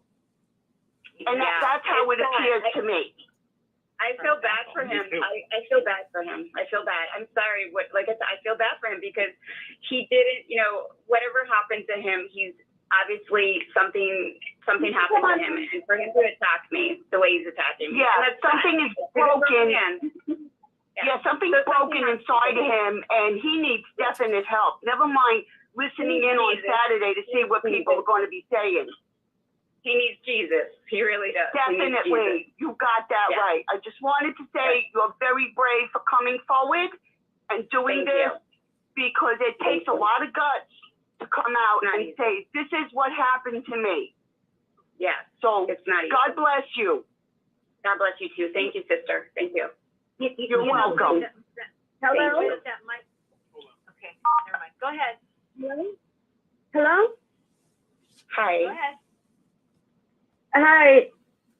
I'm calling because, can you guys hear me? Yep. Okay, I'm calling from Los Angeles. I grew up in the organization. I grew up as a witness. I went to Hollywood Congregation. And I just want to tell Lisa, I say this for a reason. I have tied some things together personally through my own personal experiences. And, I'm so glad, and it's been said that she's found Jesus. I myself have become a Christian as well. All my family's still in. My brother's what is the presiding, what they call now, the coordinator of the congregation in Los Angeles. But through personal experiences, before I married a brother, we're still friends. We have 3 children. When I was 21, back in 1990, he worked for the IRS. And somehow, this is related to the witnesses and the governing body now. I know how they were chosen because we're broken up. And before I met my ex-husband, who worked for the IRS, and he worked in the exempt plan and exempt organization, he had a specific detail there. He had a specific detail there to that department in the IRS, that division that deals with religions, churches, exempt organizations. And he would call me and tell me all these things that, all this money that the witnesses had and what they were doing. And so he worked for the IRS. And some years later, he just told me all sorts of incredible things. So even that didn't open my eyes because, always in the defense, my father was an elder in the 70s. I grew up in it. So, and we were under mind control. Absolutely. In fact, the name Jehovah is actually, we know it's Yahweh, but Yahweh is not the true God. Yahweh is another name for Satan. And they use the name Jehovah in the literature and throughout the Bible, they've tainted the Bible with that name. That's just another name for Satan. And if you want some good research on that, there's a Korean pastor on YouTube. He has a YouTube thing that talks about how Yahweh is Baal, and he breaks it down and how that name infiltrated through the Freemasons, because the witnesses at the top are Freemasons and they're homosexual, and how they chose. I say this because before I got married, I had a friend who he's a physician, a psychiatrist, and he told me that he went to school with someone that the witnesses sent to school to, study psychiatry so as to incorporate mind control into the literature and stuff. So they have their own psychiatrist, but that's not it. Some years later, we went up to the IRS downtown LA. My ex-husband and I, he's no longer believes the truth either, but a few years ago, we went up to the IRS, and someone he worked with at the IRS, because my ex-husband, he has the habit of always preaching, even up to a few months ago.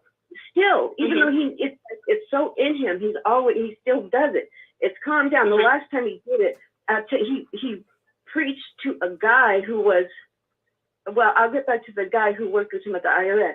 They both had birthdays at the same time. And he asked my ex-husband, "What'd you do for your birthday?" He said, "Well, you know how to celebrate birthdays. I'm a witness."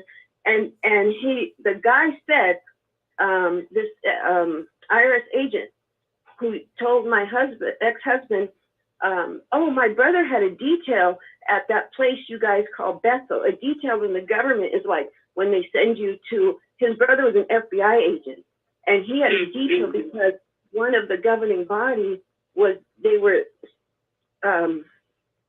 I think it was Jarek, with problems with molestation and child molestation. And so he was sent there by, I guess, a legit, FBI department, because some of them are rogue. So, but he said his brother was pulled off because they work with the government in mind control. And so they get all these little breaks, and so they absolutely, in the MK Ultra, they work with the government, and that, so it's absolutely true. And and it was confirmed by my friend who I knew before I knew my husband. I knew him as we were teenagers in Los Angeles. He's also Christian. He grew up Jewish, but he also is Christian now. But he had already told me that they do this, but I couldn't believe it. And so he was pulled off of the case, and he was told to sort of, I guess, stand down and leave the whole thing alone, and they just let it alone because of that reason. And so, and then a couple months ago, my ex-husband and I were handling something for our children, because we have 3 children, and he started preaching to this guy. He showed him one of the videos. This guy was in the army, or in the armed forces. No, actually, he was like elite Navy SEAL. He was no longer, he was let go or something. It had nothing to do with COVID, but his term was up. So he was working on, the whole thing with the child molestation that's going on worldwide. They try to say it's not true, the cabal. I witnessed that myself in Hollywood, because my mom left the truth in the late 70s, and they were primed to make her a star. And I mean, she was working with big names, Quincy Jones, all these people. But she grew up a witness herself, but she didn't pursue it. She went so far, they were trying to break her down. And sometimes they took her on tours and stuff. And when she would come back, because she left us, it was just like crazy. She left us. They were doing, she was just acting really strange. I remember I was a kid, and she would come around crawling like a kitten to us, her kids. She was being primed. She was about to be made a star. Like she was touring with big names.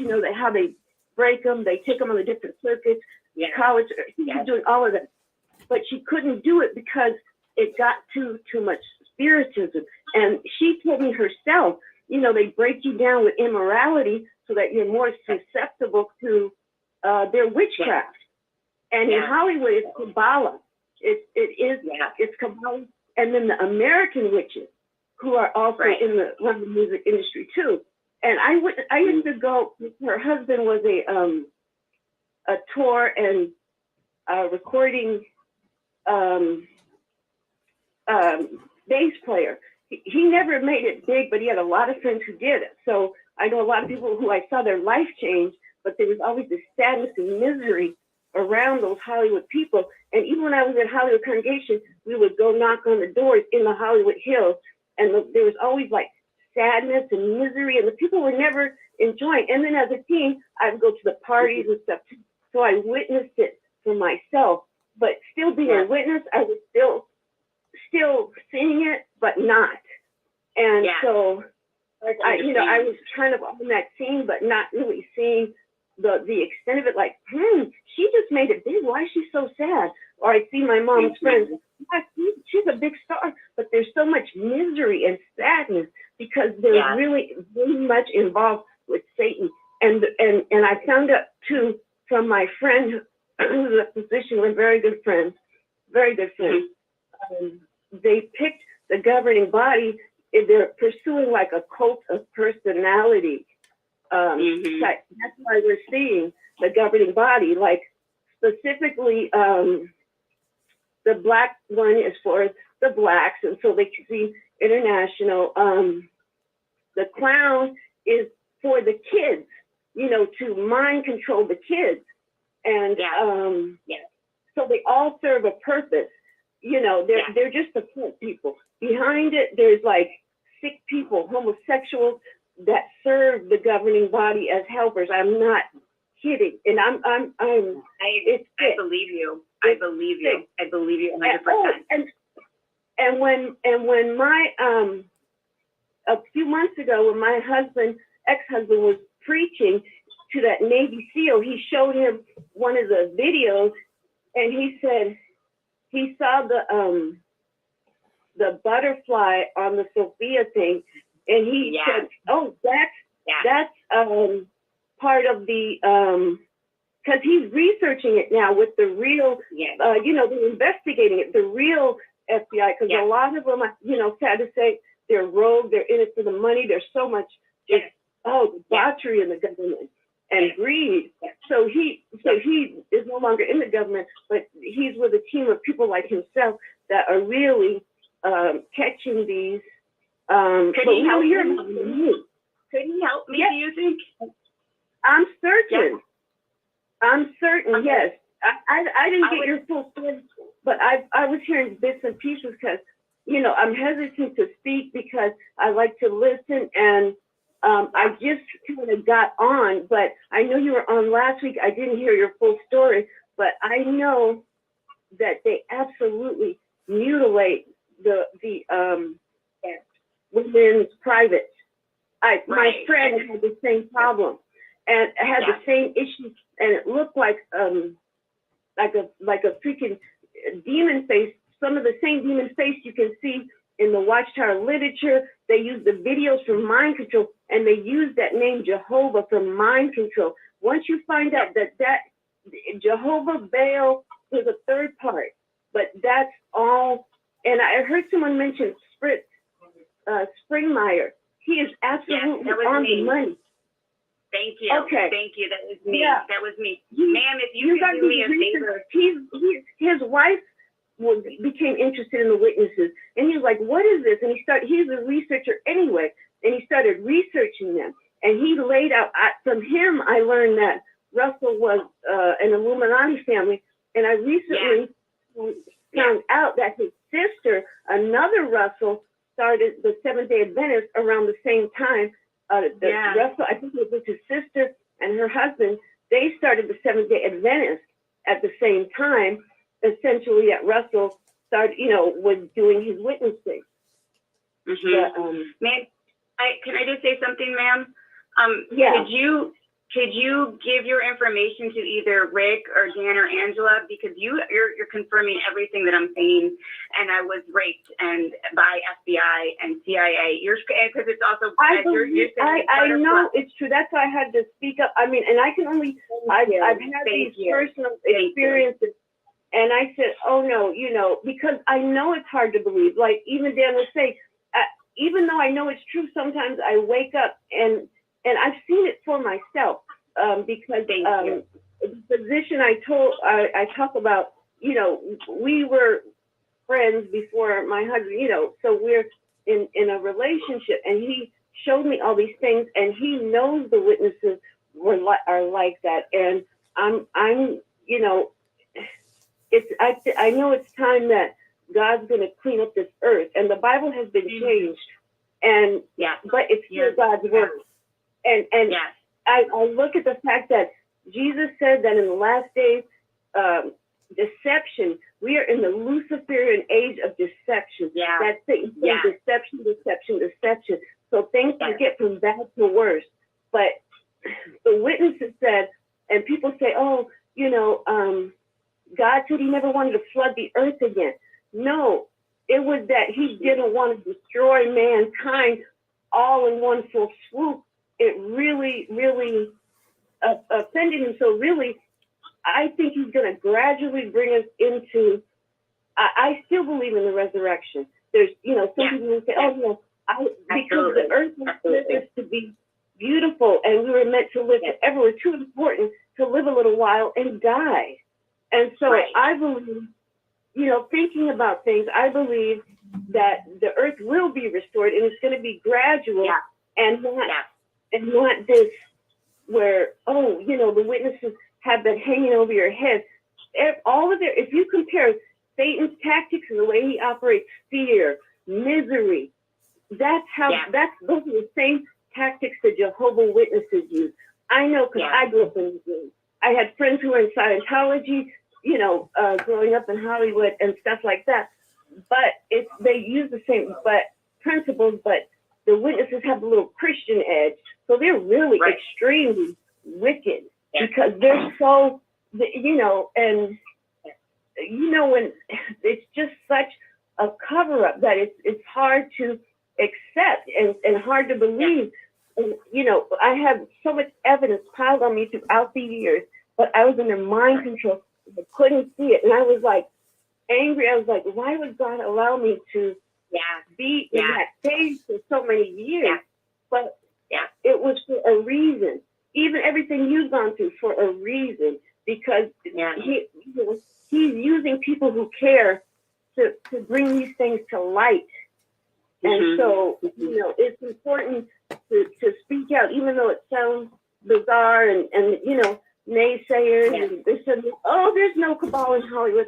I see those things, sacrifices. Oh my gosh, you know, and my heart was so cold that I just said I could witness that and be like, oh, that's just worldly people. But thinking about what they're actually doing, all these people and the witnesses, they're all part of Satan's system. They're all controlled by Satan. He has infiltrated all of religion.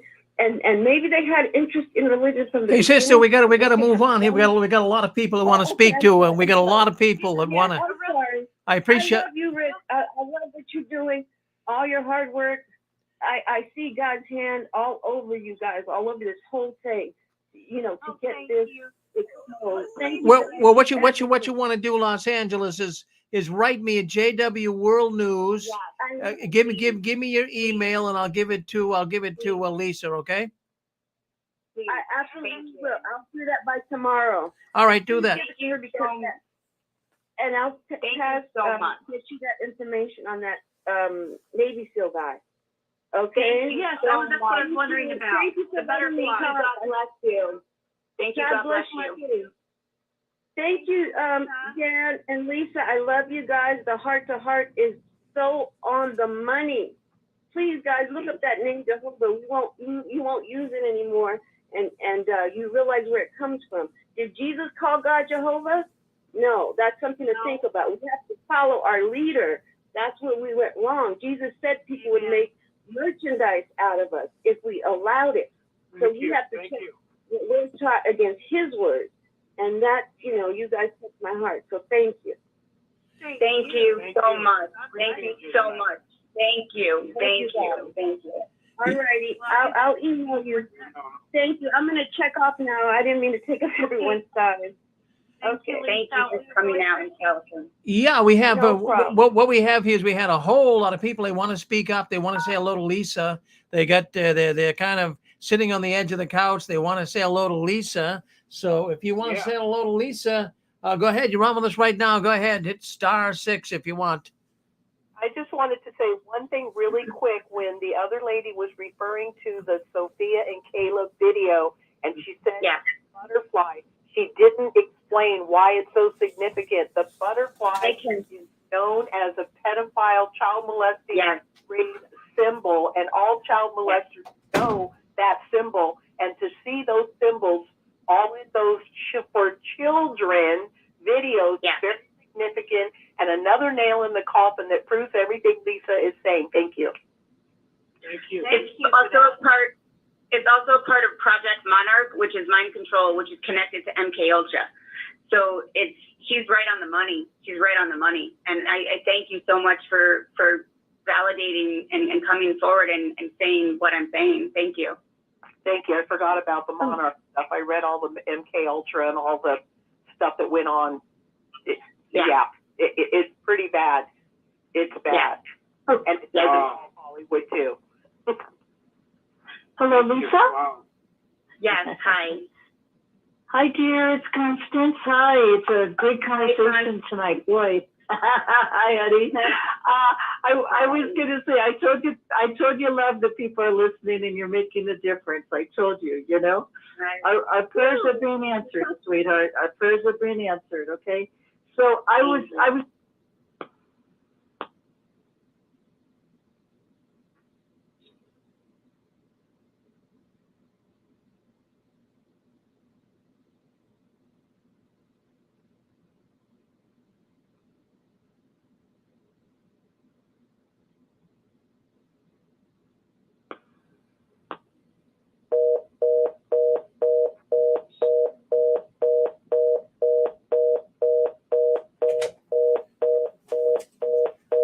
Hold on, folks. We'll be right back. We'll be right back. Our telephone lines get shut off here. We'll be right back on.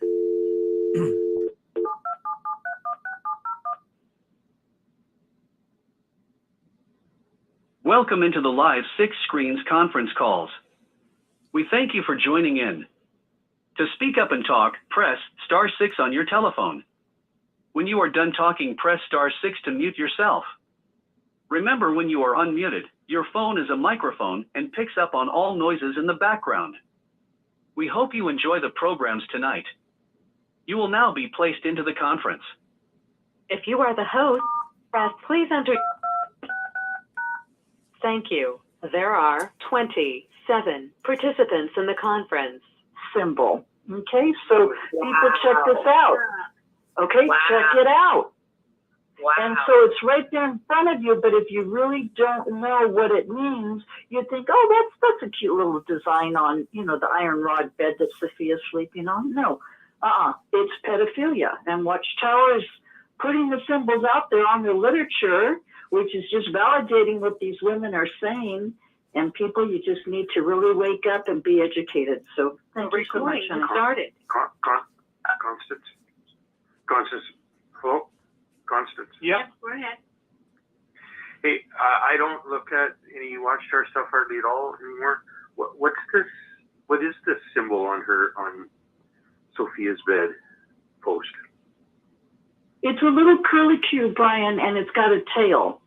And the FBI have different symbols that pedophiles will use as a communication method. And that's one of them. And it was on her bed, on Sophia's little bed, and it looked like an iron rod bed. It wasn't like wooden or anything like that. It was iron rod. So you could see the little curlicue that was the pedophile symbol. And it was intentionally there. It wasn't just on one of the bedposts. It was on at least two of them, right in the very front from the way they took the picture on the magazine of Watchtower. Mm-hmm. Well, this is in a Watchtower mag? It was a Watchtower, honey, or it was a wait. It was one of them. Wherever I've been out of the organization almost 40 years. So it was one of them. The Watchtower of the Awake. It really was. I saw it. Mm-hmm. Okay. And I'm sure other people on here can validate that. Yeah. Okay, thank you. I wanted to clarify something real quick. So I know Angela had said that was my sister. It was actually my best friend that was also human trafficked with me, and she has since committed suicide.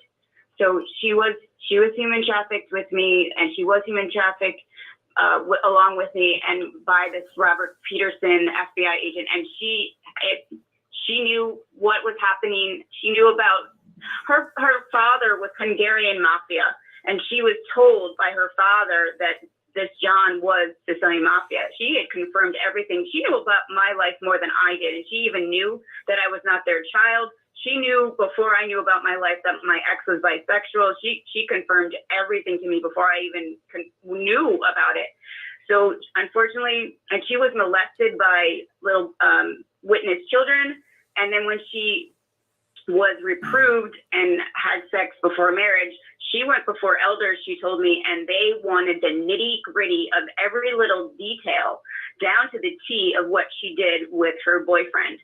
And that's when she really was like, I am done. I am out of here. And she had experience with Con Ellis as well. And she called him out on the carpet, but she was an saved my life. She saved my life. She was my best friend, and she committed suicide because of what they did to us. And we just tried to escape. We tried to be free. And she's a victim. And I just, her name was Jane, and I'll just say Jane, but she's a beautiful soul. She did have schizophrenia, but she had a beautiful heart, and she loved Jesus. And I know she is watching everything that's going on. And she was very, very abused, and she was raped, and she was human trafficked along with me. So because of what had happened, she committed suicide. And that's why I'm trying to also get other victims who are out there, because when you're going through this alone, you get very desperate when you have anybody who can relate, or anybody who can advocate with you or just talk to you. And that's why I'm just, I'm also looking for a human rights lawyer too. So if anybody knows of anybody, that would be great because of what has happened. But, this is for the people that are victims and survivors out there. Please, your life, God has a purpose for your life. Please don't take your life. I understand what it's like to be in that position and to have no hope, and to be sad, and to be depressed, and to be anxious, and feel like you are all alone. But there are people out there that do understand you, and you just have to make the right connections, and then you will not feel alone, and you will want to live, and you can move forward. You can move forward, and you can live, and you can be happy. And for the women out there are good men. I met a wonderful man. There are good men. So you just it's a healing. And I will probably be in therapy for the rest of my life, but he will be by my side. And he's a wonderful testimony. He's a good man that God sent for me, and he has saved my life so many times. So I'm blessed. Even though I'm not with him at the moment, I am blessed to have such a wonderful man that is fighting so hard to get me out of this, and that has risked his own life and career to do this. So please come forward. Please come forward so you can get the help that you need. Lisa was your friend who committed suicide, who was human trafficked. Was she involved with the witnesses as well? She was raised as one. Her mother came from, her mother's father was mafia, and blatantly talked about it. He was Catholic, but her mother became a Jehovah's Witness, and her father was Hungarian mafia. And my best friend told me in detail about this man, John, and told me in detail. She saw my ex-husband in a Coke bar because my best friend was involved in Coke after she left because of all the abuse that she endured. She saw him. She knew more about my life than I did. And I just was floored when she told me. She goes, I knew I couldn't come to you because I knew you wouldn't believe me. So when I found this out, I was like, you're right. I wouldn't have believed you, because I could barely believe it myself sometimes, because it's such a nightmare. I don't want to believe it. And there were many times when she was in trafficking and all this stuff was happening to her. Was she at that time involved with Watchtower? No, she had left she had left a long time ago. But they had also, it was because she was with me. It was a connection because it's because she was a Jehovah's Witness. She was baptized at one time and everything. So again, it was about what was going on. Her mother had since passed. Her mother, no, I don't think her mother was kind of half in, half out, if you know what I mean. So she really wasn't, but it was sad that somebody else knew so much about my life before I did. I didn't know my whole life was a lie. And, I miss her, but I know she's at peace. I know she's in heaven.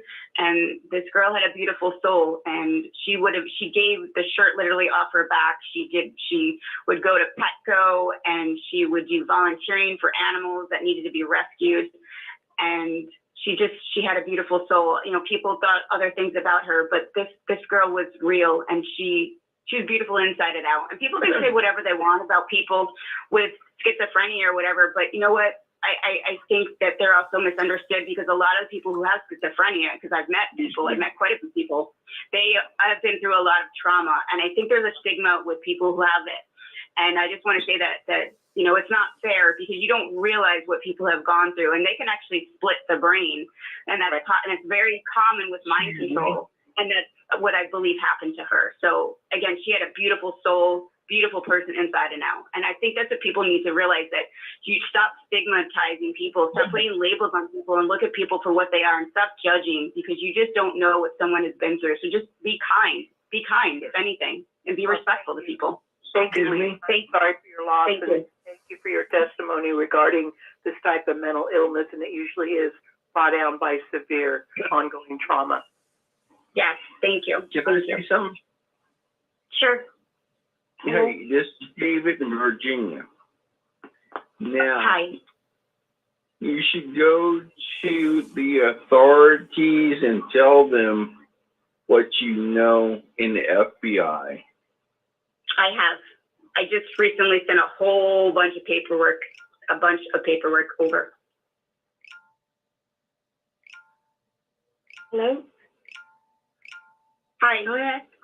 Hi, I'm reading a book by Fritz Springmeier, Mayer, whatever. It's called How the Illuminati Create Undetectable Total Mind Control Slave. I just kind of started it because I've been looking into it too. And there's, as you said, the mind control situation. There's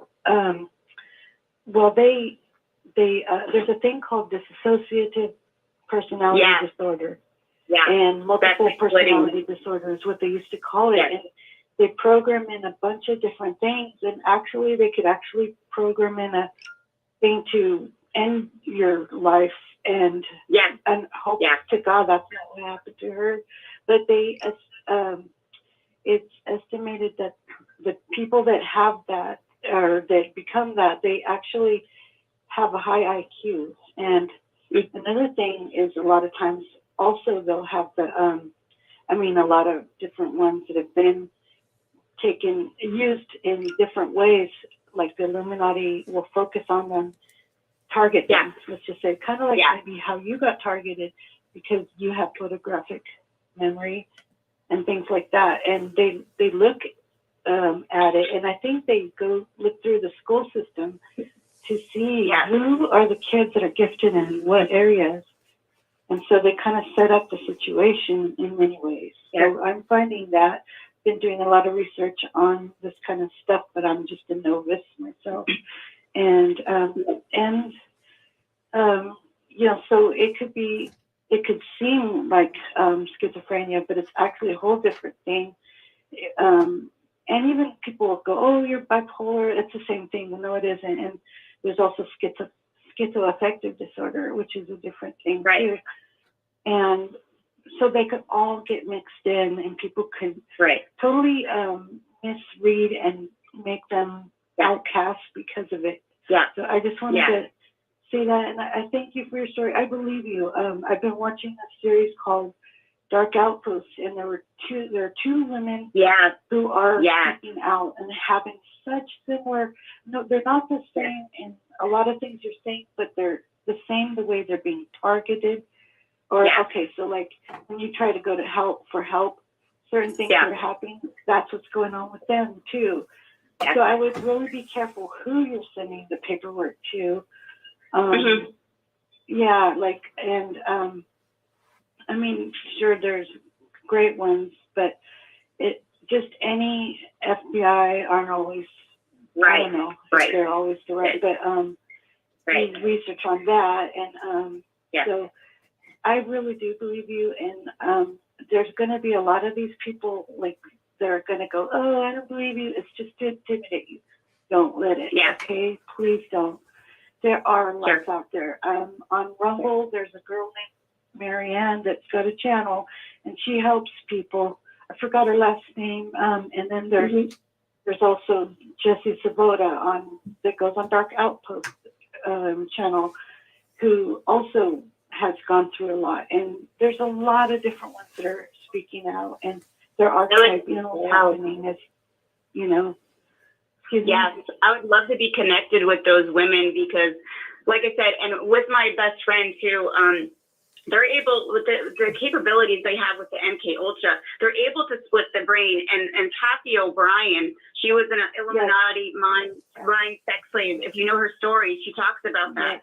And our it's all the similar stories. All these women are coming forward. How can you deny when all these women have similar stories? Yep, because what people don't realize is trafficking is the new currency. Money wasn't good enough now. It's people. Right. Slavery in such a way, you know. Well, I don't want to keep blabbing. I just want to add that, and thank you so much. And I'll keep you in my prayers, and I'll try to get some. I know on Rumble.com, and there's also Podbean.com. There's a show. All of a sudden, I forget what it's called. Could you send that information over to Dan and Rick, or Dan and Angela and Rick? That'd be great. Okay, I will. Thank you so much. God bless you. Thank you. Thank you.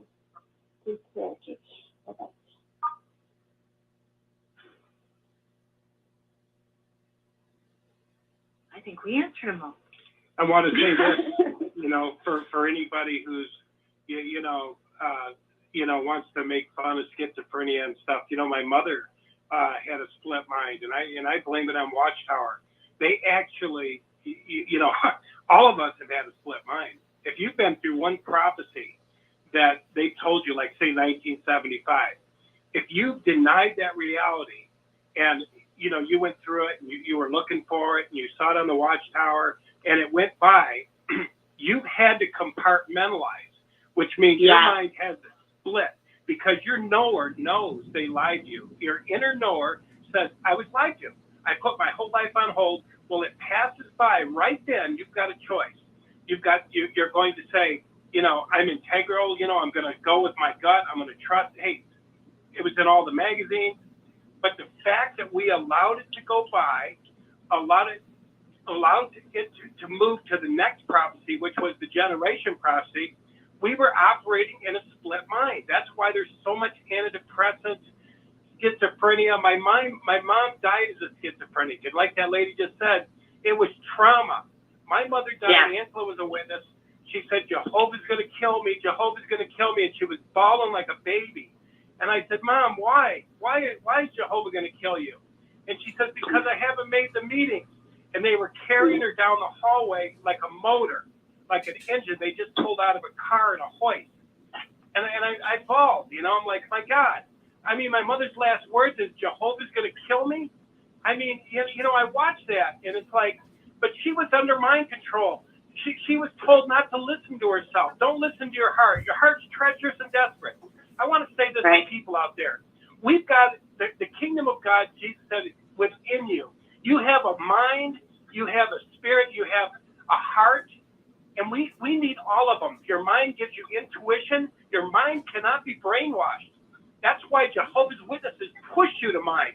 Your heart can't be brainwashed. Your heart loves. Your heart is connected. It falls in love. It does all this. But the mind can be brainwashed. That's why they tell you, don't listen to your heart. It's treacherous and desperate. Who can know it? Get your ass in your head so we can control you and pay attention to what you're saying. You think about this. The governing body right now is saying to those people, pay attention because to us, as if your life depends on it, because it does. What kind of creeps would say such a thing? See, I got to tell you something. Listen to this. 501c3. 501c3 means this. Your ass belongs to me. And if you're riding on a 501c3, check this out. You're the harlot on the back of the beast. In Revelation, it said that the beast is going to rip the shit out of this harlot. Well, guess what? Yep. That harlot was religion, a lot of false religion. And why are they going to rip them to pieces? Because the harlot has rode on the back of the beast. They've scratched the beast back. We want you to send your people to war. Now we want you to give them all the vaccines. The government's saying, now that you're going to pay us, we've given you tax-free, we let you build your mansions, we've let you do all this, and because of it, you owe us. Now what's happening is religion is standing up. Well, we're actually going to open our churches, and we're actually going to do this. So I can see where that prophecy would come true, where the government would rip religion to shreds because they've been riding on the back, and the witnesses are riding on the back. We found out they're part of the United Nations. We found out that, so many different things. And so they're part of the same thing, this 501c3. And I know there's good churches out there. I believe there are. I believe there's some good ones out there. But the problem is you're sort of indebted. And, you know, and I feel bad because I was impregnated. We were all impregnated by the prostitute that was on the back of the beast. This was WATCHTOWER. WATCHTOWER is Babylon, the Tower of Babel. They're babblers, and all they do is babble, and they've been babbling for over 100 years, getting prophecies wrong after prophecies wrong after prophecies wrong. They were told not to prophesy. They said, do not prophesy. Jesus said, nobody knows the day or the hour. They continue to do it because it's the carrot they need to keep people in. And they don't care if they're wrong. They don't care if Dan put 40 years of his life on hold, gave up his education. They could care less. And so that's what I mean about this amoral. What wouldn't a person amoral do? An amoral person will do anything. They're capable of murder. They don't have an inner consciousness. See, you know, when they say don't do this and don't do that, most of us have a conscience that would prick us. Governing body does not have a consciousness. Maybe there's one in there or two that do, but the ones that I see, Stephen Lett and Tony Morris, Tony Morris saying, you know, because you disagree with me, you know, I wish you all were dead. Won't you be glad when they're dead? He's blowing out matches and getting, you know, people applauding. I mean, my God, what kind of church? What kind of church hates you? I got a guy coming on next week. His name's Michael. I mean, his family is getting ripped, shredded to shreds. These people are so angry. He left. He decided to leave. He decided he wasn't going to follow you creeps. He's heard enough false prophecies. He's put his life on hold. And now you're going to rip his family to shreds. You're going to tell his kids the birds are going to pick his eyes out. You've turned his wife against him. I mean, this guy's going through hell. And this is one case, guys. This is not religion. This is abuse. These are narcissistic people. I'm sorry, I'm passionate, but I watched my family die. I watched my mother die. I watched my father die of shame. He couldn't do enough. He's trying to raise 4 boys, and he's got a mentally ill wife. You know, the elders told him he didn't do enough. He didn't study enough. He didn't have a home Bible. You know, it went on and on. He died of guilt, guys. He died of guilt at a young age. I see my other brother. I saw him years ago. Jehovah's going to kill you, Dan. Jehovah's going to kill you. My other brother was like a vegetable. I looked at him. He's the presiding overseer to this day. I'm like, hey, look at me, brother. Look at me. I'm your brother. He couldn't look at me. That's when I got back. That's when I got back into activism.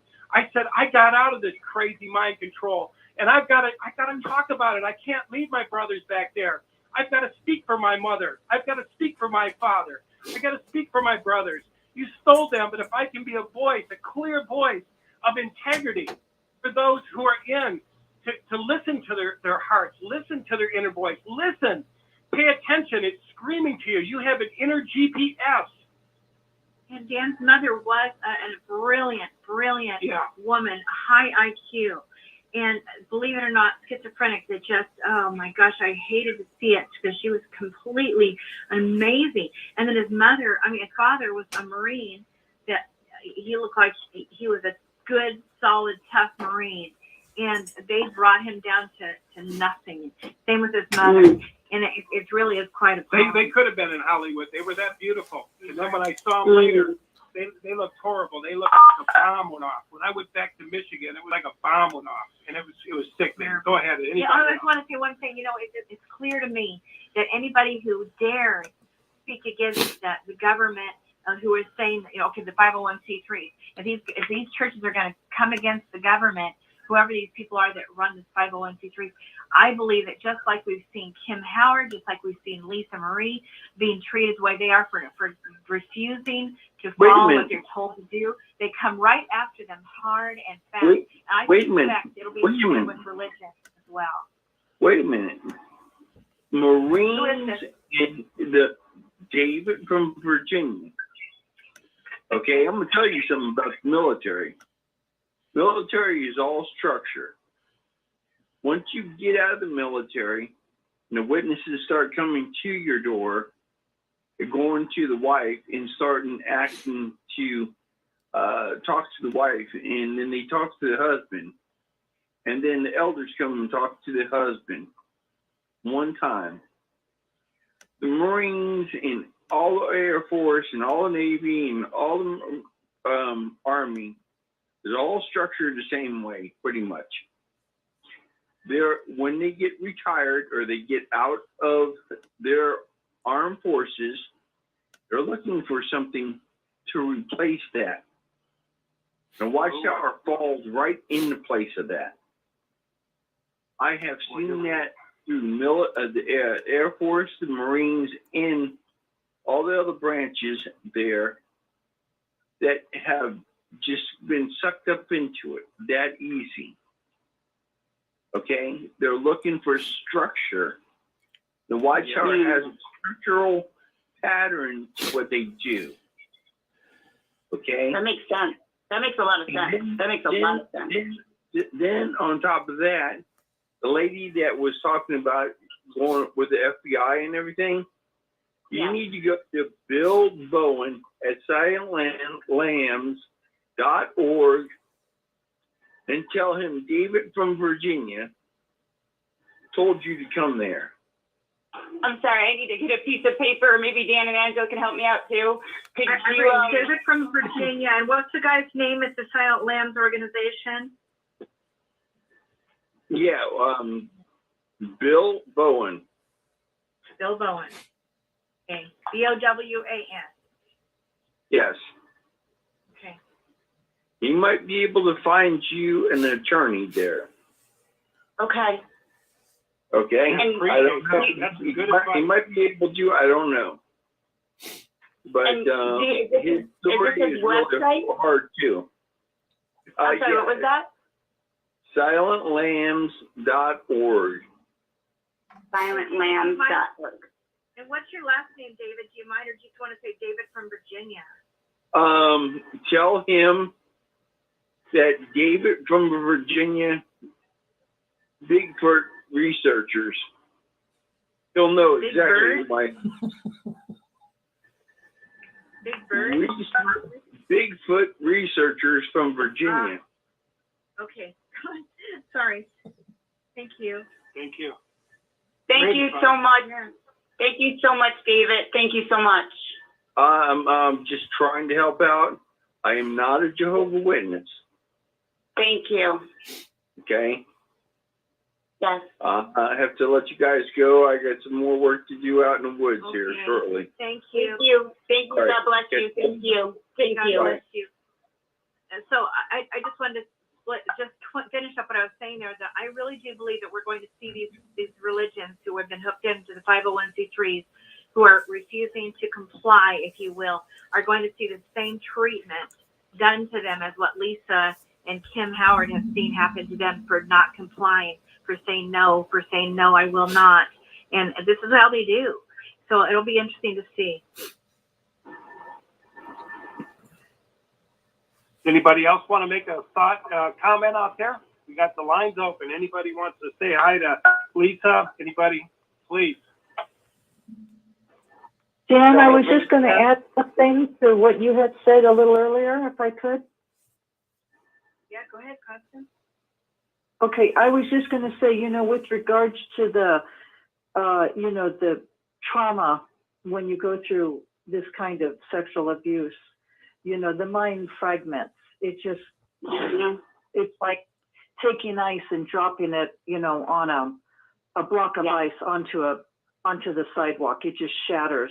And the mind does the exact same thing. And it's just the way God created us, because it's trauma, and the body and the mind are just trying to stay together as one unit. But it does, like you say, Dan, it compartmentalizes. It's also known as fragmentation. Yeah, fragmentation. And, honey, the other thing I wanted to say, too, is, how many of us, maybe we didn't necessarily go through Lisa's experience, but how many of us, I mean, I know I'm one of them, that, suffers from PTSD today, post-traumatic stress disorder, okay? And, like I'll be at a restaurant, for example, and maybe the waiter's coming through and he's just picking up the dishes and he's dropping the dishes, and man, I'll jump. I mean, and it's like, I'm not sure where that came from, but I mean, that's just how I think it's the trauma and all the stress from being a JW, being in that organization, that you're never good enough, you never can do enough, just a total mind control. Don't be going to college. God forbid you want to go to college and get an education and think outside the box. Oh my God, especially being a woman. Oh my God, you mean you don't want to be barefoot and pregnant? Oh my God, So the thing is, is that, and don't read any other literature. It's so satanic, and Watchtower's they've got everything down to a T, and it is all mind control. But it is, like I've always said before, you tell me why so many of the brothers are alcoholics. I'm not saying all of you are, I'm not. But you tell me why a lot of you are, okay? And you tell me why a lot of the sisters are dropping those antidepressant pills. If you're so happy and you think that, you're the happiest people in the world, you don't need to be resorting to anything like that to try to alter your consciousness, because deep down inside, you're not really happy if you really take a good look at yourself in the mirror, So, and then when you're in this organization year after year after year, it does a number on you, on your psyche and everything, So that's just what I wanted to say. Thank you. Thank you. Thank you. Rich, can we wrap it up? Yeah, what we're going to do here, I guess we can wrap the program up. I'm going to stay right here on YouTube. You guys want to stay on, that's good too, but I'm going to take it from here, and we're going to, Lisa, you can have a little bit of a break if you want to get up and walk around a little bit and do your thing and get a cold drink. And if you want to come back on, say, in about a half hour or so for a little bit more, could you do that? That's fine, no problem. All right, go ahead. We'll take a little break right now. Thanks, Angela and Dan. Thank you. Thanks to everybody who came on and validated, especially that lady from Los Angeles.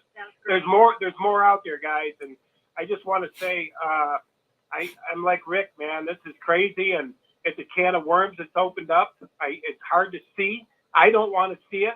I got sick when I first heard it, and it makes me sick now.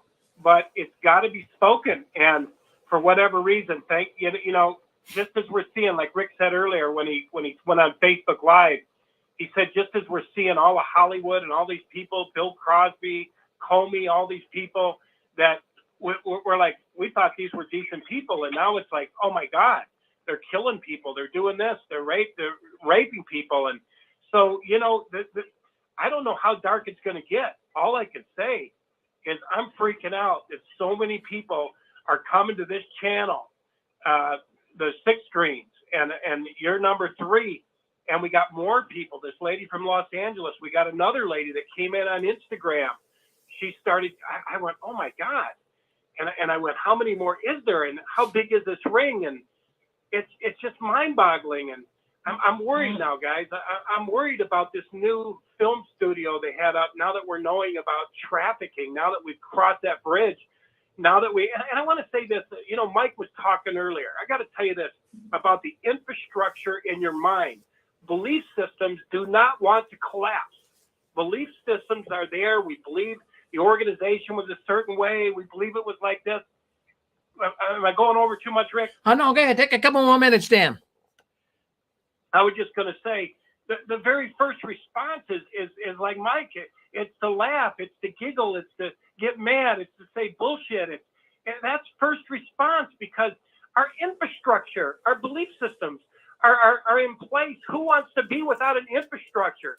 Because when the belief systems go out, when I say, oh my God, it's bigger than this, when these things go out, it freaks us out. It freaks us out. We're not standing on solid ground. And so thank God, I'm going to say this. Thank God, God has given us this slowly.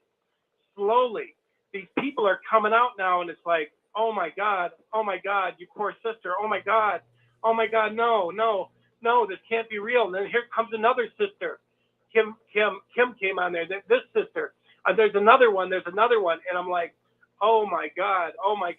And like Rick said, we just have to go through it. We have to go through it.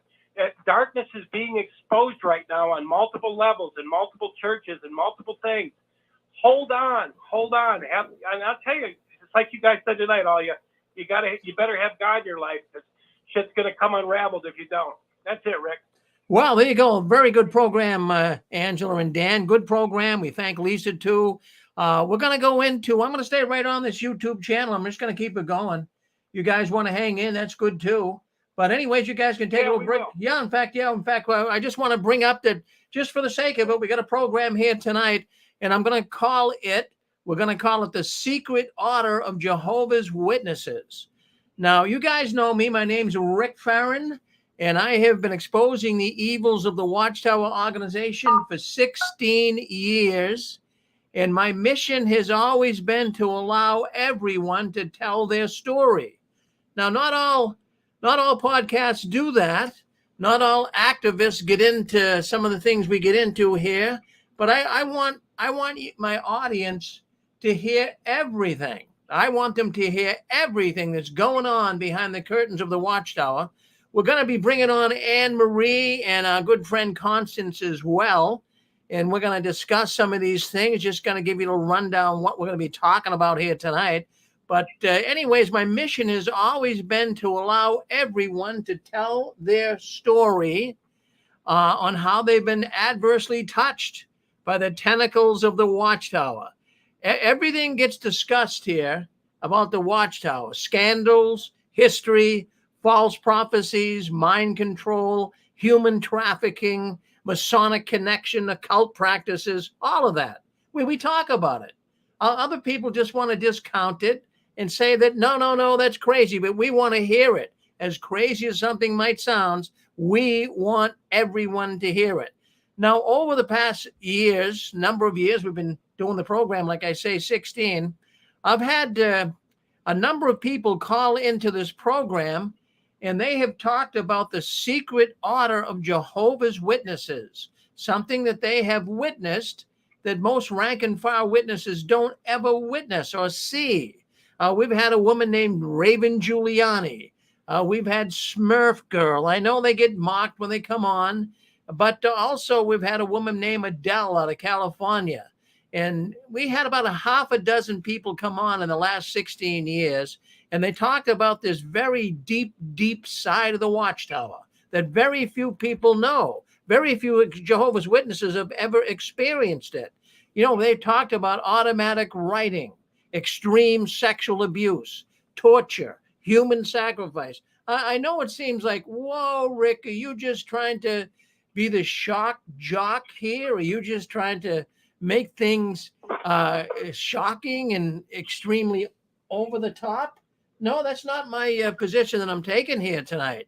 I just want to talk about some things. We had Lisa on here, and she'll be back on with us. I've got some questions for her as well. But see, the climate, the climate right now is really good to expose sexual abuse, including satanic ritual abuse. And now is the time to do it. In the last few years, the media has been exposing the perverted sexual abuse of children and adults. How could you miss it? How could you possibly miss it? And how about out there in California too? Do you guys remember in California the house? It was on Manhattan Beach back in the 1980s. It was called they had a daycare center there, and it was all over the news media. Let me just get the name of it here. Excuse me for not having it on the tip of my tongue. But it was the McMartin Preschool. The McMartin Preschool. Do you guys remember that incident in Manhattan Beach, California, back in the 80s? Remember there was investigations of child abuse going on in there, and some of the parents jumped at the conclusions, and they were calling it satanic ritual abuse. I'll tell you, it's all of a sudden since the 80s, people started hearing about some of these strange sexual practices, even including sexual abuse created by Satanists. So, the momentum started. And then even on Dateline, they had programs, and television programs came out exposing some of the crimes that they say that satanic rituals were behind. So, this is something that's real. It's something that isn't fake. And we wanted to discuss some of this stuff here tonight because I think it's something that you guys should all be aware of, and especially being in the Watchtower. We know these guys are involved in some pretty improper things. Let's go with that. We know all about the abuse, and now we're finding out here tonight from this young lady and others that have called my program that at the higher end, on the top of the chain, the higher officials in the Watchtower are involved in all kinds of sexual misconduct, including a good friend of mine that lives right here. He's dead now. His name is Mark Paulo, and he was actually raped. He claims he was raped by a governing body member, Leo Greenlees, back in the 1960s. So, you know, we talk about these things, and I get in trouble sometimes doing it, but why can't we talk about it? Why can't we be adults, sit down and talk about some of this stuff? Because we know right now it's all over the news. We know that we know for a fact that the news media is reporting all of the problems we're seeing with sexual abuse.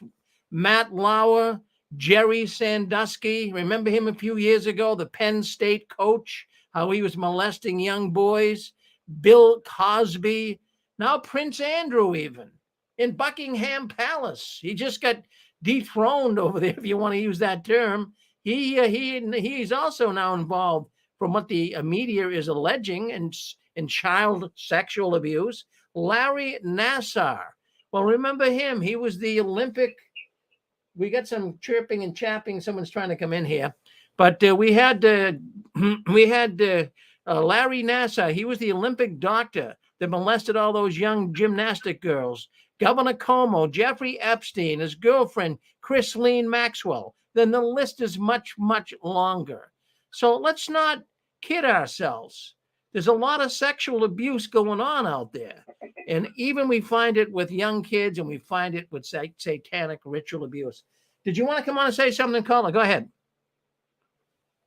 You're calling in 191. Hello? Yes. Oh, yes. Listen, I've been enjoying the program. I've been waiting for a while, sitting here in my kitchen. I'm eating a bowl of cereal, enjoying your commentary. Yeah. My name is Christopher. I grew up at JW. I had family that's elders, ministerial service, traveling overseers, so the whole ball of wax on my mom's side and my dad's side. And I don't believe definitely in the doctrines and the teachings and theology like I used to. But I love talking to the elders and the traveling overseers. Most, can you still hear me? Yes, I can hear you. Yep. Okay, yeah, most average rank and file JW, they don't even like to talk to me. Here's the thing, I approach them a lot differently than most people would. I use the same small tactics and areas. I try not to go to the Bible at first. I see the Bible like my sword. If I pull that out, that's my last resort. That's my weapon. I go at them with things that we were taught growing up. Just like they tell you an example, they'll say, once you get to Armageddon and the Great Tribulation. All right, hey, brother, I think we're getting off subject here. I mean, does this have something to do with sexual abuse or satanic ritual? Oh, no. I thought you just said you can comment, so I'm sorry. Man. Yeah, no, in fact, this is the program that we're doing here tonight. I mean, why don't you hang in? If you can hang in for a while, eat your cereal, hang in, and then when we open the lines up, maybe you can say something. Okay, just go ahead and do that, okay? No problem, buddy. All right, good man. That'd be good. I appreciate you calling in, though. But we gotta stay on the subject here. We got some other people we're gonna be bringing on, so we'll stay right on that subject. I know you have a lot to tell us, and we want to hear it. But hang in there, and we'll probably have some time to talk about it later. Okay? Okay, great. Okay, good. Thank you, brother. All right. So, anyways, we've got we've got all of these news stories coming about sexual perversion, grown men acting like maniacs, sexual perverts. So that's why we wanted to do this special program tonight, of course, with Lisa, and she'll be back on with us. I just want to first of all say this too, that Satanism is a recognized religion. And if you're listening in on YouTube or wherever you might be, it's a known fact. And on certain calendar dates, Satanists perform worship to the devil. Did you know that? Well, I mean, I want to tell you that. I don't think you're oblivious to it, but there's certain dates that are so meaningful to a Satanist, and they perform on these dates evil acts on innocent people. And that's what we have happening with satanic ritual abuse. I see a person writing in on YouTube, and she mentions concerning the home there in Manhattan Beach. I'm not trying to make something out of nothing, Cheryl. I just want you to be aware of the fact that I brought that up because back in the 80s, they started talking about satanic ritual abuse. And there was a lot of child abuse that evidently took place in that Manhattan Beach home in California. And a lot of the parents thought it was satanic ritual abuse. They never really did. I mean, they came to a conclusion that it wasn't that. But, you know, I'm going to talk a little bit about that tonight, too, and how this has all been covered up by officials and law officials and what have you. All right, so we got Anne Marie on with us tonight. We have got Constance. I'm going to bring them in right now. You guys here with us? Anne Marie and Constance, are you guys on with us? If you are. Yes, I'm here, Rick. Oh, yep. There you are, Connie. Yeah, so anyways, yep, we're going to continue on. I'm going to get Lisa on here with us. I know you spoke with her today. What did you, anything tonight you gleaned from the Heart to Heart program that would be beneficial here to be able to say that you kind of learned something, or you feel kind of different about satanic ritual abuse tonight? How do you feel? Now you're asking me, Rick? Yeah, I'm thinking, is there anything that you heard from Lisa tonight that was like strikingly shocking? Well, you know, she how she explained it was very tastefully done. I'm sure she could have gotten into more details, but, you know, of course, we don't need that. We don't need to know that, and that's fine. It's just pure evil.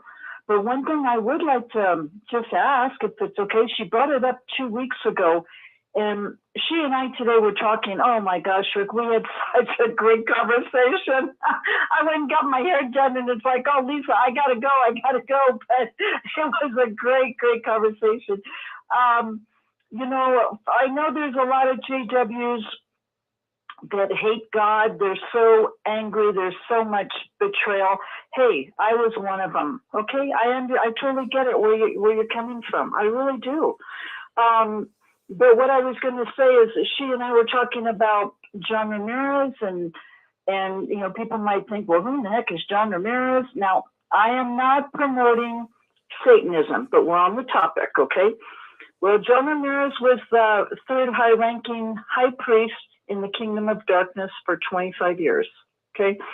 So she said she wanted to meet him, and I said, I know people that personally know him, and I met him 2 years ago down in Glendale.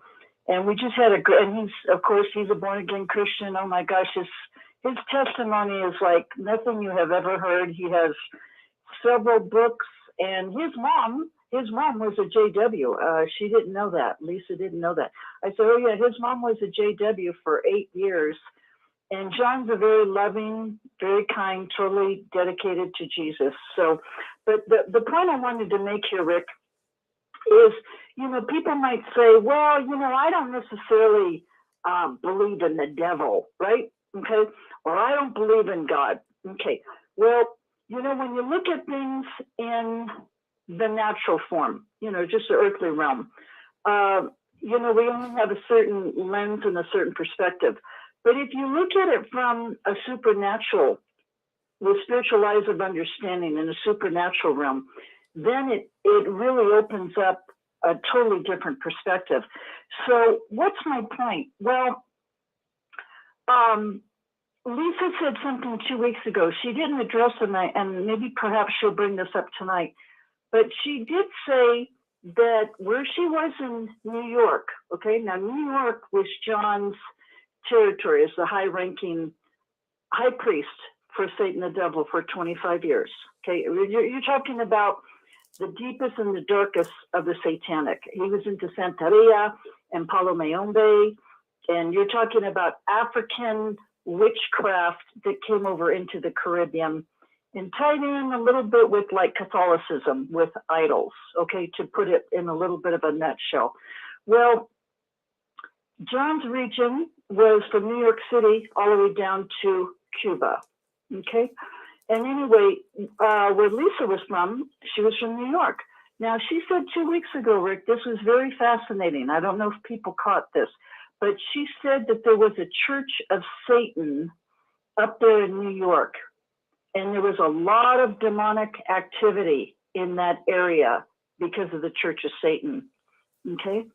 Now, I find that absolutely fascinating because I can relate that to where I am, where Anton LaVey came up here to be able to cast a lot of curses for the whole region, okay? And that's a fact.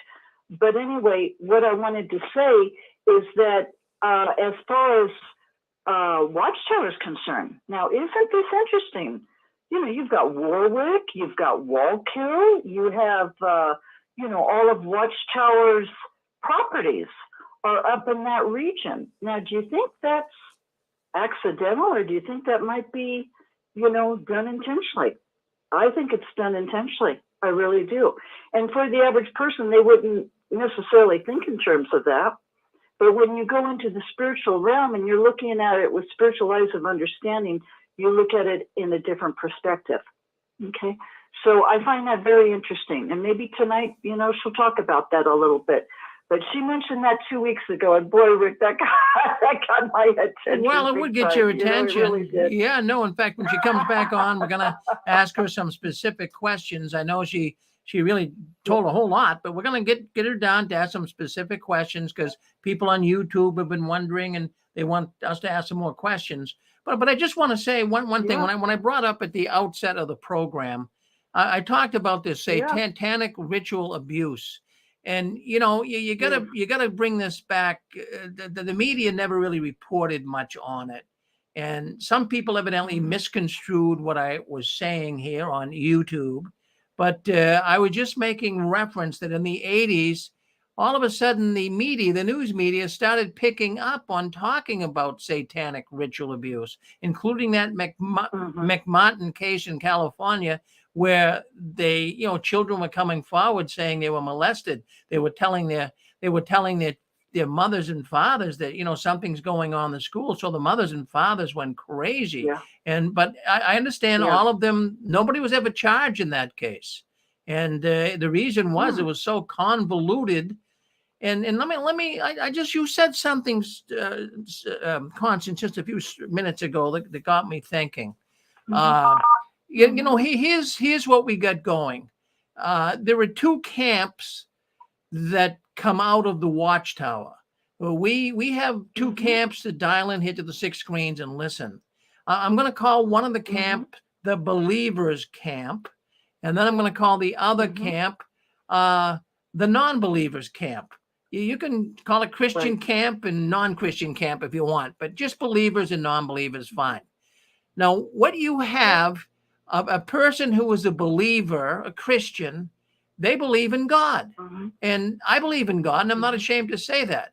But then on the other hand, a Christian also has to believe in the devil, right? If you believe in God, you got to believe in the devil. I mean, that's the whole basic theme of the Bible. You've got light against dark, evil against good. That's what the whole Bible is basically about, if you want to narrow it down to like a theme.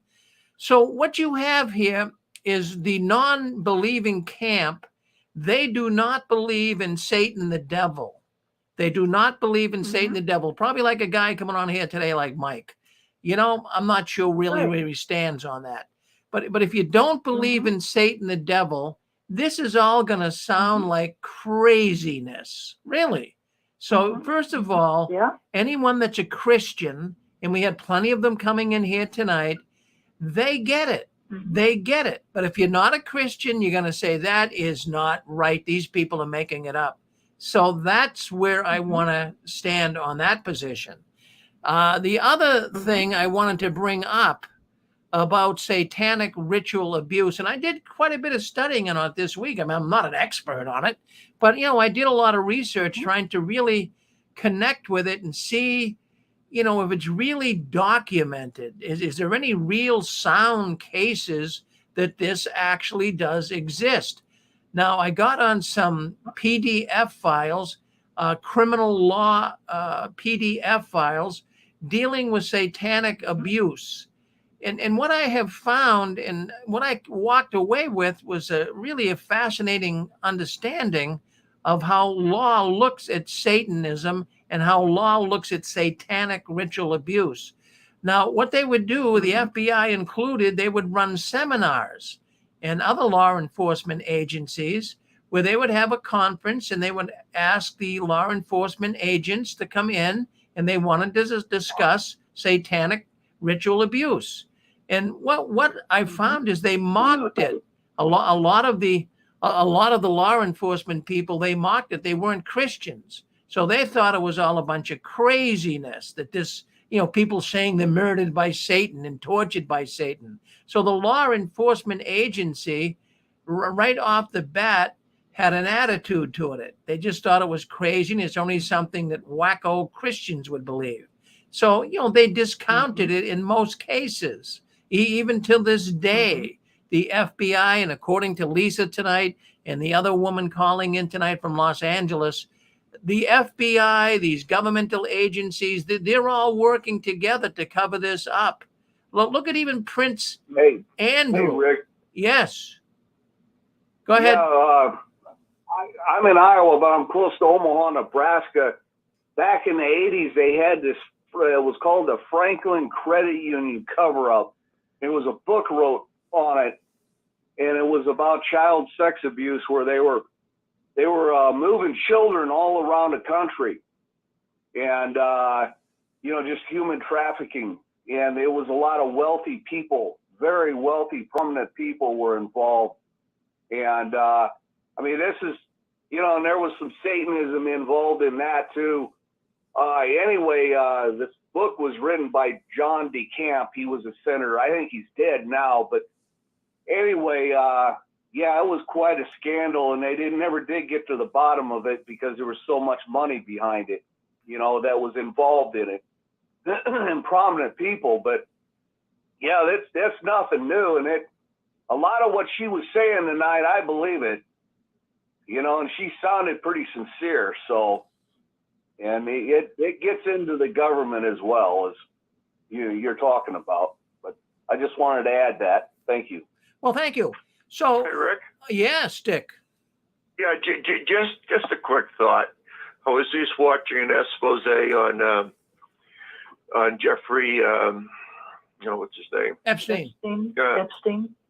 Epstein. Thank you, Jeffrey Epstein. And one thing that really stood out is he'd been doing this stuff for a lot of years. With young girls and stuff like that, and everybody knew. All of the cops and the big shots. But, he rides on a private jet with the Clintons and all kind of really big people, Prince Andrews. So he got away with it for years and years and years. There's so much corruption, even in the FBI, the 5 top heads of the FBI are gone because of their corruption. With the Trump thing, I don't want to get into politics, but, that's how it is. If you've got money, you can do this stuff. And Satan's organization, it has money. Thanks, Rick. Well, it's very sensible, Dick. That makes sense. So, yeah, there has been, and this is something that I've been quite concerned about here for the last many years because of people calling in talking about satanic ritual abuse. So I tried to really find this week if it does exist. And, you have to, first of all, you have to be a believer. If you're not a believer, it doesn't exist. There's nothing I can do to convince you that satanic ritual abuse exists if you're not a believer. Rick? Yes. Hello, Rick? Yes. This is Sherry in Kentucky. You were talking about this satanic ritual abuse. And a few years ago, I was interested in that. And if you go on YouTube and look up Ted Gunderson, he used to be a special agent for the FBI. And I was remembering when you were talking about that case in California, he had done an expose on the satanic abuse and also the conspiracy theories. And there's a whole, I guess it's still available on YouTube, but there's like a hour and a half, 2 hour speech that he gave when he was, after he retired and realized how corrupt the system was and that he'd been made a fool of on one of the cases that he had looked at in, I believe it was maybe Colorado. It may have been the one in California you were talking about. And so the children had told that they were taken into tunnels and transported all over the United States and brought back and forth, and it went through the courts and they investigated. They couldn't find any of the tunnels. They said that kids had been brainwashed by their psychiatrists. Well, years later, after he retired, he and some of his other retired buddies went back and investigated with new equipment and found the tunnels. And he revealed all this, and he named names, and he said it went all the way up to Washington and up to the White House, and that he was trying to expose it. He was an elderly man by that time, and he wanted to tell what he knew and he named names and had facts. He even had a TV documentary that was supposed to be on exposing some of the corruption in the government.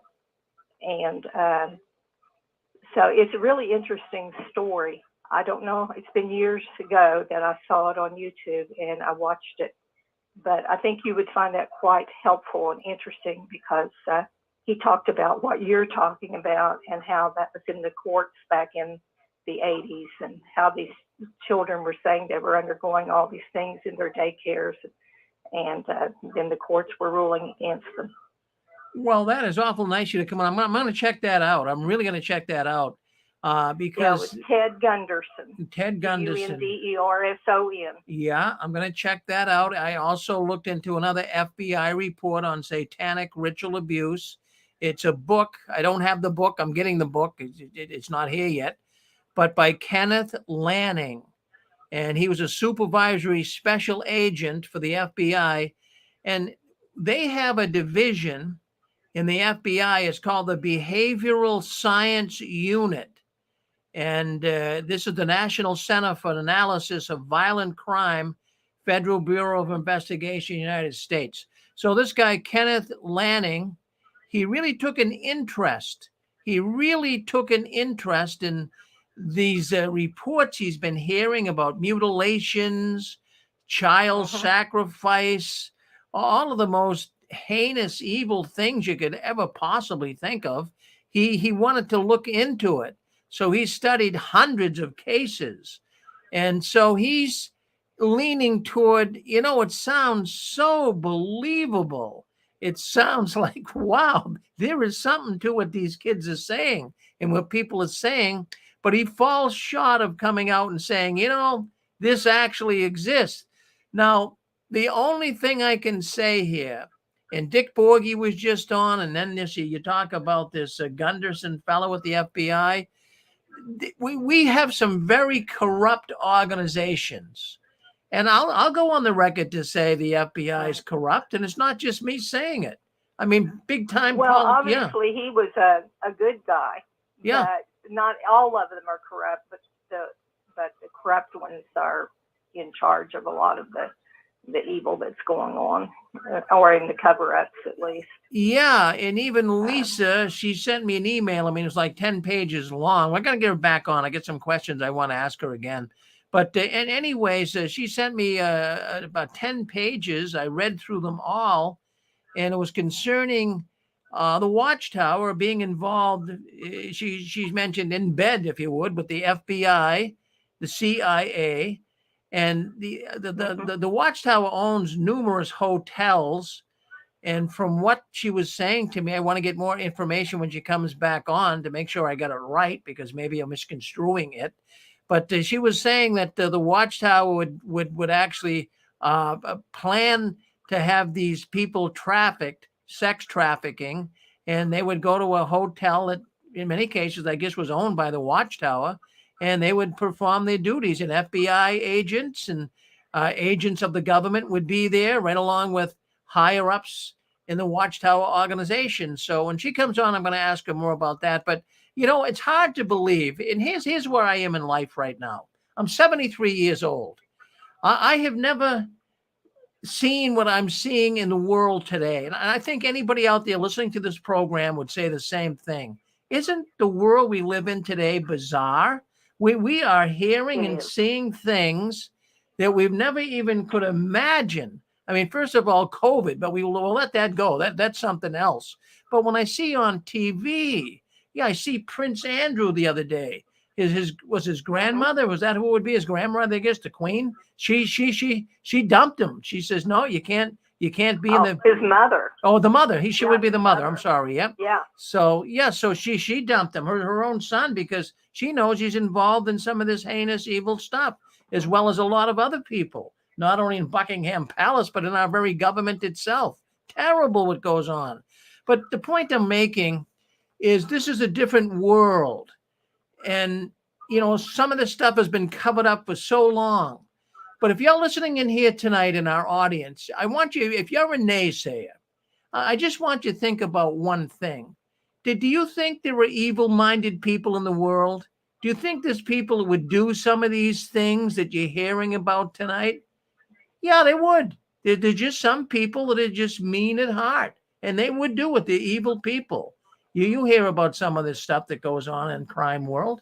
So, you know, don't think that this doesn't happen. And the only reason why there are naysayers is because they don't believe in the devil. Oh, that's ridiculous. So that's what they're thinking. Well, thank you, sister. I appreciate you coming in. You're welcome. Well, really, people live in denial. I lived in denial for most of my life until I finally realized what a fool I've been made of by being in the Watchtower, and nothing they can come up with that the organization involved in would surprise me at this point. You got that one right. Yeah. Hey, Rick. I've enjoyed talking to you, and I really appreciate your program. You're a nice lady. Don't you ever change. You just keep staying nice like that. Thank you. Okay, thank you. All righty. Dan, did you want to say something, Dan? Yeah. I just wanted to say, Rick, you know, this is a weird thought I have, but truth is always calling us out of denial. The Bible says the truth will set you free, but we got to look at the shit. And, you know, I turned away from it, Rick. Constance turned away from it for a long time, the Bible, all that stuff. Who wants anything to do with it? You know, it took me 20 years to believe in Satan, to believe that there was an evil entity. You know why it was that way, Rick? Because I was tired. I was tired of looking at Satan around every corner. Satan's over there. Satan's in those people. Satan's in those churches. Satan. When I first went to a church, when I got out, I thought my hand was going to burn off. I really did. The lady was with me. She goes, "What the hell's wrong with you?" And I grabbed the door and I pulled back because that was the lurking place for Satan, the devil. Every disgusting thing was flying around in there. They put all this stuff in my head. So when I got out, I threw out the baby with the bathwater. And I think that's what a lot of people do, Rick. They need a sabbatical. They need to say, look, I don't want to think about demons. I don't want to think about God. I don't want to think about nothing. Because, Rick, it's like survival. It's like you just had the rug pulled out from under you and flipped on your head. You just yanked the rug out. All this is bullshit. Your infrastructures are gone. Your belief systems are gone. Your friends are gone. You've been abandoned. And so, oh, my God, we're in trouble. So I can relate to these people, Rick. I can relate to them to say I don't believe any damn thing anymore. I don't want to believe anything. They're on sabbatical, Rick, you know. But here's the thing. The truth. There's a God. There's a God. There's order in some weird way in this world. The sun comes up every day. The moon, you know, the seasons. There is an order here. And this isn't going to go on forever. This stuff isn't going on forever. There's a reason right now. It seems like you said, the world's never been like this, Rick. Everything's coming to the light. The FBI, the CIA, I mean, it's overwhelming, Rick. I mean, the alcoholism has went up, drugs has went up, Prozac, Paxil, suicides. People cannot bear it. So, man, I'll tell you what, I fell on my knees. I said, God, help me, overshadow me. And I got to say this on the air. I don't care, you know, people, what they think. You will get overshadowed. We need to be overshadowed. What's going on in the world is overwhelming our minds. We're not made for these kind of frequencies. That's why I think this exposure is happening so slow. Everyone's like, you know, I mean, all this stuff's coming out. Like this stuff we're looking at now is so ugly. This witness stuff, this human trafficking and rape, and we're like, no, I can't hear it. I kind of feel like I did, you know, 20 years ago when I first got out. This stuff is heavy, but you know, Rick, the truth keeps saying, come out of denial, Dan. Come out of denial. And I'll tell you what, I'm glad I know God. I'm glad God overshadows my mind, because my mind would crack. Anybody that's looking at this world right now has got to be freaking out. They've got to be just saying, what in the hell's going on? And if there ain't no God, I'll tell you what do you hold on to? What kind of structure do you have? What do you have? I mean, you know, so that's all I want to say, Rick. It's just, I just want to say I empathize with those who've gotten out, who don't want to look at demons and hear about demons. And even this show is heavy duty. But, you know, the truth keeps calling us out of denial. And I want to be free. I want the veils off. I want the truth to set me free. So truth is saying, come. Open your eyes. Let's look at this together. Let's reason. So anyway, that's it, Rick. Well, that's good Rick, comment. When you get your book that's under the substance of human behavior that you ordered there. Yeah. And it says human behavioral unit from the book that you're getting. Yes. You're not going to be in a land of belief or disbelief or make belief. You're going to read a book that's going to be unlike any other book. And you're going to learn a new word, and it's not going to be belief or disbelief. It's going to be called crime scene. All right, so. Okay, and Lady Justice has got scales and a sword, and she has her own way. She's got the scales of justice, and she believes in facts. So you're not going to be in the realm of religion, belief, or disbelief. You're going to be looking at human behavior, and you're going to learn the word crime scene. And I think you've ordered the correct book for the subject. Yeah, I mean, but, yeah, I don't want to believe everything I read either. I mean, I don't. Well, this is not going to be belief. This is going to be pure fact. Hey. Well, hey, Rick. Yes. This is Gilbert again, JW Crisis, and yes, Gilbert. I just wanted to comment on the last guy that talked. You know, one thing that's helped me is too much information. Sometimes with the JW or whether you're reading about politics or whatever, it doesn't just pick a subject. Sometimes just too much information is your enemy.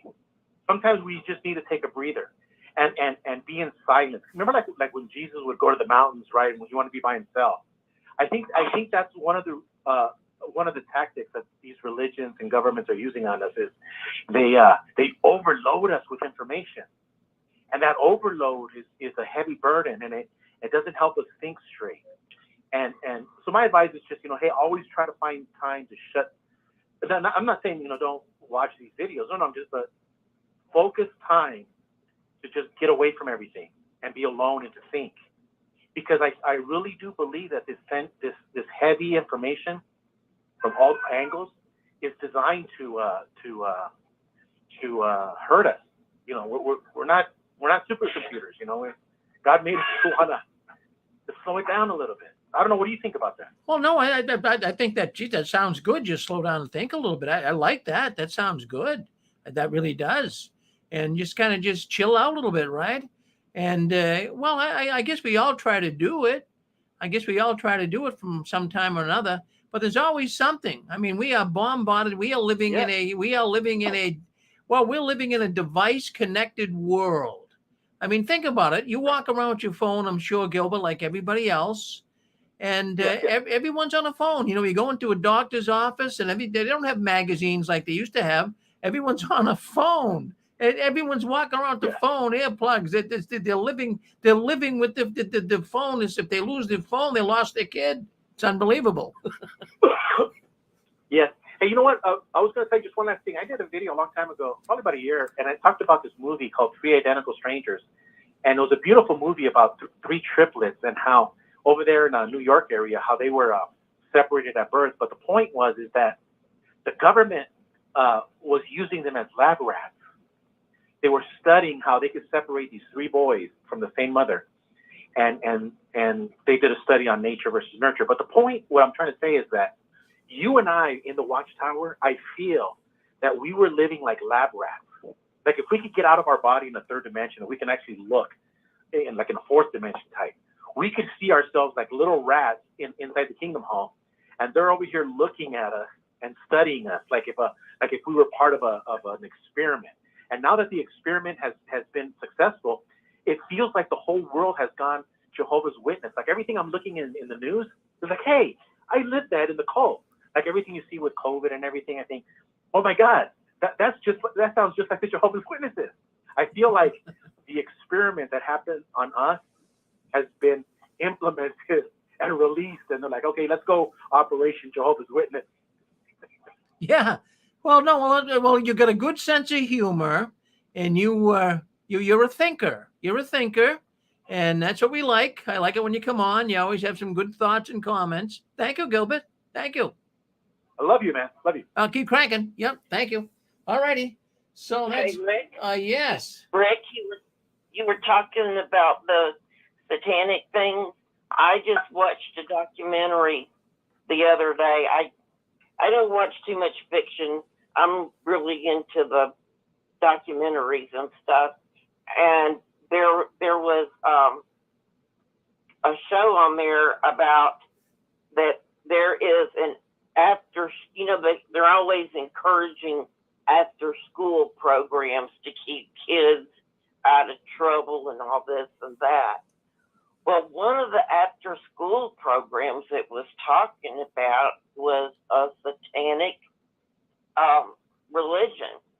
And they were offering to pick the kids up from school after school and take them to their satanic lodge and teach them about the satanic religion. And they said people couldn't object to it because we have freedom of religion in this country. And Satanism or Wicca and Wiccan is some of the fastest growing religions there are in America. And I was just dumbfounded that parents actually let the Satan's temple bus. I have to say, Wicca and Satanism are two different religions. Please don't confuse the two. Wicca and Satan, I do know that. And I thought about that right after I said that they're not anything alike. And I apologize for saying that. I really did, because I know the difference. Well, Debbie, I'll tell you, Debbie, I did see that piece. In fact, it was, Martin Luther King's, I think it's his daughter or his niece, I forget, but she was on Fox. And she was talking about that, how the school is actually allowing, they're renting space from the school to teach Satanism classes. And there's nothing like you just said. You're absolutely spot on. They're teaching Satanism to kids who want it, and there's parents that are letting their kids sign up. What good is going to come out of that? Really, would you let I don't think there's a person listening to this program that will let their child sign up for a Satanism class. So isn't that something? That's what I'm talking about, a different world we're living in and what the kids are even being taught in school. Well, thank you, Debbie. Thank you very much. Hey, Rick? Yes, go ahead. Yeah, I was just going to say, isn't it scary to think after what we're learning about Watchtower that these witnesses, that these governing body and elders in the congregation are saying things like, don't you want to go to, isn't it wonderful that you're going to go to, New York and be an actor for Jehovah? And that they have to sign away all their rights. There's no liability. I mean, I'm like, oh my God, these kids could end up missing, abused. They've got to sign all this liability away. And then the other thing you mentioned earlier in the show was making elders at a younger age. Did you say they were encouraging elders to become elders in their 20s and all that? Yes. See, here's the thing, Rick. Here's the thing. If you've got the kids, you've got the parents. And so these kids, it's in every church. The first thing they do, you walk into a church, is they're like, well, let's do a personality profile. Let's find out what your gifts are. Oh, you should do the coffee. Oh, you should do this. They want to get you working right away. And I got to tell you, Rick, this is, what was I going to say about that? But here's the thing. Here in Boise, Idaho, they got Mormons walking around. And they have badges on them. They have badges, like assembly badges. And they say elder. And I'm like, this is like creating narcissists. But see what it does. If you take a young man and you put a badge on him, it's like Masons. You take these guys that come into Masonry and you're like, you're Prince of Depth. You're this, you're that, you're ultimate Prince of Depth. I mean, it goes on. There's like stages and stages of, you're awesome. You're this, you're an apostle. You're a disciple. You're a priest. You're a judge. It goes on and on and on. And so I'm thinking they're taking these kids, 20 years old, making them elders. How narcissistic are these kids going to be? I'm an elder, and I'm the dad. Here you got the dad and the mother. My son Bobby's an elder. Wow. It's bragging rights. I'm telling you, there's a priestcraft behind this that's snatching the kids. It knows if they get the kids, they get the family. They got these younger kids now. They're promoting elders, or like when my brother was in there, they said when the governing body was almost gone, that 1914, when the governing body was almost gone, they brought the elders in and they said, you're going to be princes in the earth. They appealed to their ego. It's just like Masonry. It appeals to the ego. It's an ego trip. You get the fat rings, you get all the titles, you get all the fancy banners around your waist, you get all the shit. And see, this is what Watchtower is doing. The priestcraft knows. The priestcraft who's behind the organization knows if you got the kids, you got the family. Well, the kids are in church. Isn't that wonderful? They're doing this. But you don't have control over your kids anymore. You gave them to Bethel. You gave them to the society. You signed off all the papers. Well, we don't want to get sued. Yeah, go ahead. Hey, Dan, I'd be scared to death to send my kid, to that media center, and I mean, can you imagine? You'd have to be crazy, and I wanted to mention, I mentioned that Franklin Credit Union cover up. That's just what they called it, but it was a sex scandal. It was, and Google it. It was a child sex ring that was running around the country. Johnny Gosh, the paper boy in Des Moines, Iowa. If folks remember him, he was kidnapped and pulled into that. And it went real deep with a lot of powerful people. Yeah, Google it. I sent you and Rick some links to that. So okay, thank you. Thank you, Jeff. Thank you. Yeah. Don't you agree with all that stuff, Rick? I mean, well, no, it's all, Dan, it's something else. I mean, we're seeing things we've never seen before. It's just absolutely nutty out there. But I just want to see, is Lisa, you back on there with us? Are you on with us? Yes, I'm here, Rick. I just wanted to clarify. Yeah. I wanted to clarify something I heard. So the governing body did not own those hotels. Those were owned by social services because I was left destitute. They never were a part of the personal human trafficking. They were never there for the human trafficking, but they were connected to my abusers. So I just want to clarify that. Well, the reason why it got my attention is you mentioned a hotel, the extended stay hotel in Fishkill, New York. Yeah. Yeah. Now that was right on Route 9. I'm familiar with that. Yeah. In fact, in fact, I think I even stayed there. But the Watchtower does have a motel, a hotel right across the street. Did you know that? Yes, I did. Yes, I did. I did know that. Yeah.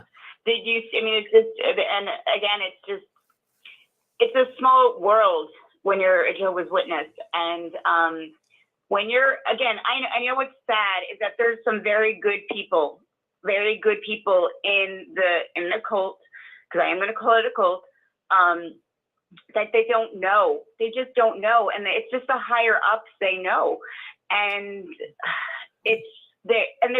they're delusioned.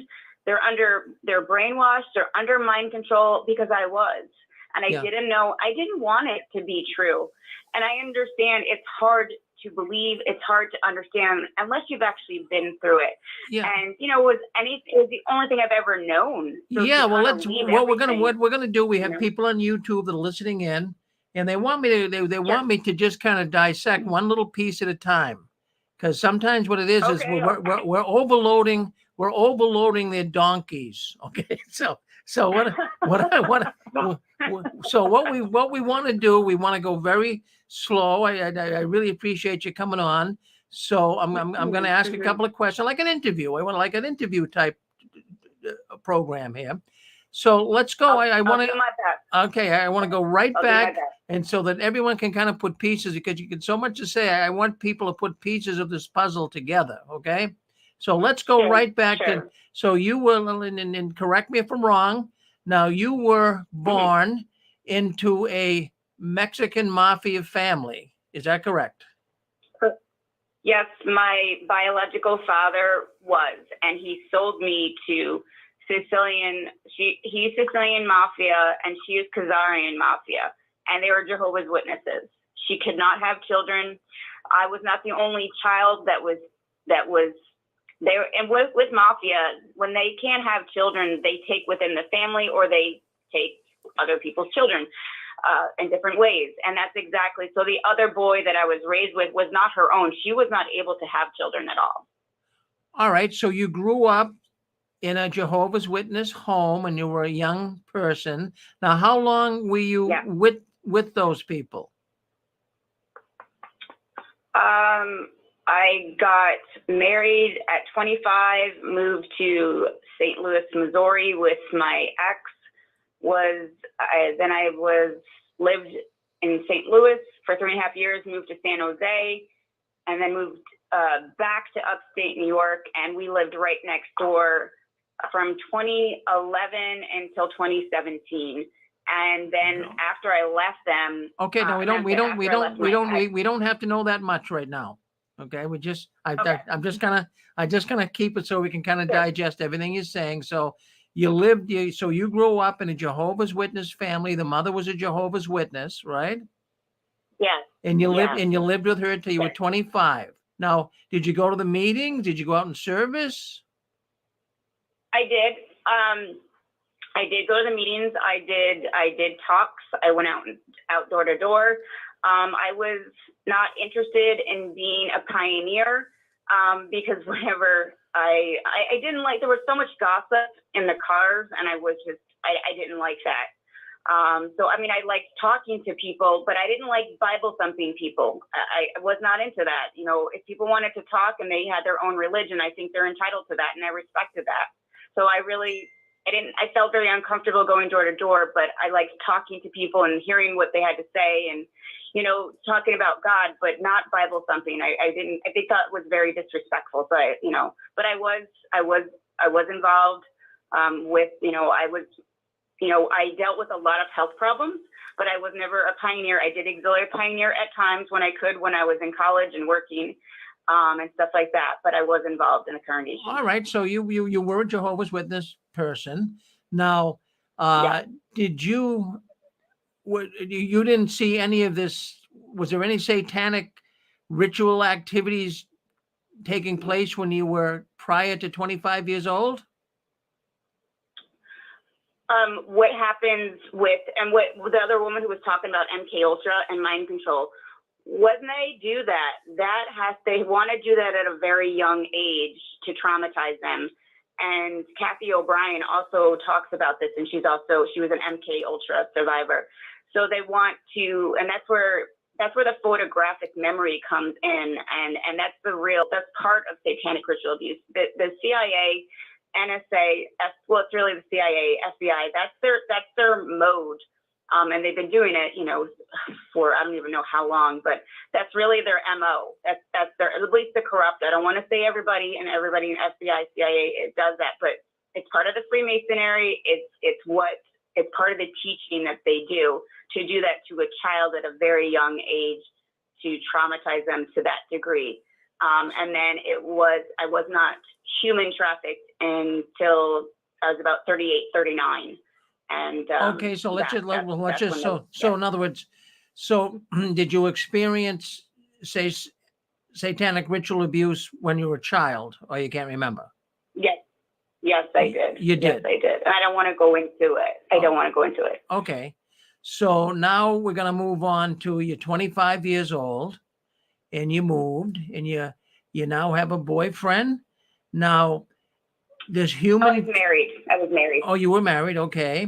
So you were married to this man, and he was he a Jehovah's Witness?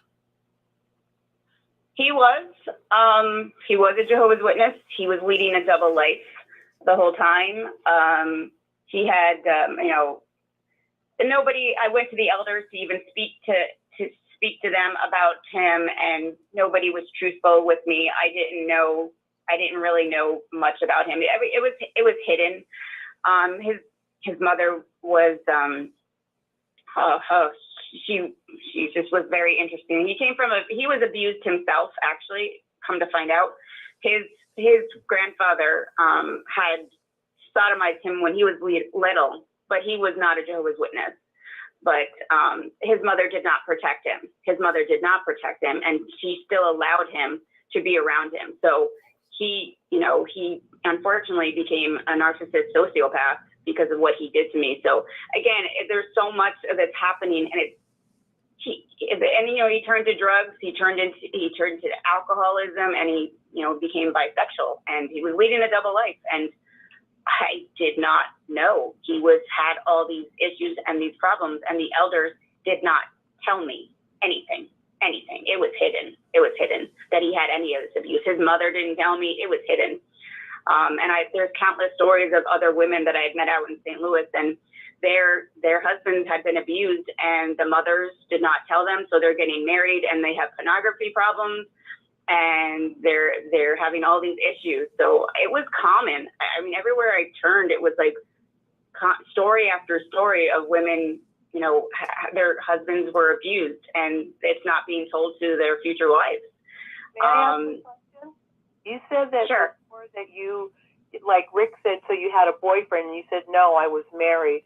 I think you mentioned before that this was an arranged marriage. You were forced to marry him or something. Can you expound on that? Yes, within Freemasonry, when you're doing money laundering, drug smuggling, they like to have it on different levels. I was living on the East Coast. He was from Missouri. So it would have been in a different area, which would have been more money. So I was also hypnotized, drugged, whatever you want to call it, on the day of my wedding. And if you see the video of my ceremony, I'm blinked the whole time. It was not normal. It was insane to even look at that video. But yes, my marriage was arranged. I saw the documents. I found documentation actually online to prove it. They dated back. They had that. It was, so confused. It was all, I found everything a lot online, to be honest. How did you meet him? I mean, was he presented to you when you were high and you married him, or how did they do it? Sure. Can you explain that? So it was, I found out online, it was all dated on a timeline. And it was done in 1978. It showed that his parents went up to New York to meet these people.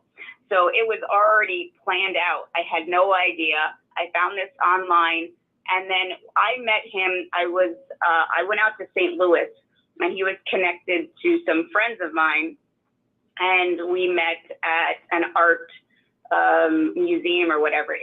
Everything was set up. Everything was set up to a T by a so-called friend, and that's how it was. And it was a very quick marriage because they don't like long engagements, as everyone knows. So that's basically what happened. But no, I found a lot of this information online, and I actually was told by other people. Yes, indeed, it was arranged. It was arranged, and it was because of the ties, because he comes from Irish mafia. So Sicilians, and if anybody knows anything about the history, Sicilians and Irish mafias work very well together. So this was really it was about money. That's what this was all about. It wasn't about love. And I stated that before. It wasn't about love. This man was incapable of love. He was a narcissist sociopath. He's not right in the head. And again, he was also abused. He is in federal prison now for what he did. So to me, but he was another victim. He's another victim. And, it's just, he turned to drugs. He was leading a double life, and his own mother didn't protect him. His own mother didn't protect him, which was, it's mind blowing. It's mind blowing to me. All right. Yeah, I'm sorry. Yeah, we are sorry to hear all of this, Lisa, and I'm sure it's like something you've been carrying around for years. Now, you after he became the man that he became, and you left him, what happened at that point? You met somebody else that was also kind of into bad things? No, I was trying to just survive. I kept just trying to go to different hotels, just trying to escape, trying to leave. But when you have the FBI tailing you, and you have Jehovah's Witnesses tailing you, and they're connected, and you have police that are involved in this, where do you turn? Where does one turn when you've got these? They're connected on every level. So I just kept trying to run. And it didn't help. And, I tried. I tried to get medical help. They were negligent.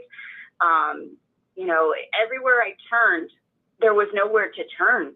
There was nowhere. No one would help me in any respect. And I've gotten more help where I'm out here now. I'm finally getting the therapy that I need from my traumatic brain injury, I'm in chronic, constant pain. And I think anybody who's been with trauma, that's what happens. You're in fight or flight mode all the time. And I've been in a war zone, so I can really understand anybody who is a veteran. I have so much empathy for, and I think domestic violence survivors and veterans have a lot in common, because it's very much like a war zone. I grew up in a war zone, and it's very hard. And I do have, CPTSD, and it's hard to it's like a soldier coming out, trying to be a civilian. When you have been in constant fight, flight, and freeze mode, and you don't know how to protect yourself, and you don't ever feel safe, it's very, very hard when you've been through this kind of trauma. So my heart goes out to the veterans out there, because I get it.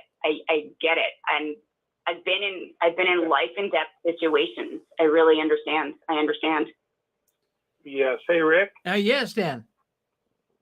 Yeah, Anita is wanting to chime in out of Denver. She says she wants to ask a question. Can she ask a question? Oh, of course you can. Come on in, Anita. *6. Hit *6, Anita.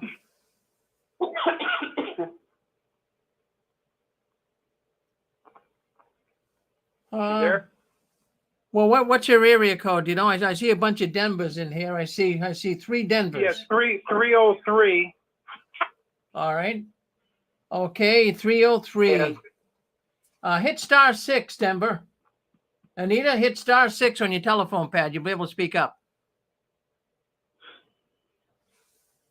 Well, I guess all right, let's see. I'm not sure why. I'll check and see what's going on. Okay. All right, all right. I'm not sure what's happening. But anyways, Lisa, no, this is fascinating. We got a lot of people listening in still on YouTube. And you know, most of the people they believe it all. I mean, you're sincere, and I believe you. I've had other people come on and say similar things. So, you know, I've heard this before. But now, as far as human trafficking, now, yes, that all started when you were how old? I was 38, 39. And how did that? Because I left him.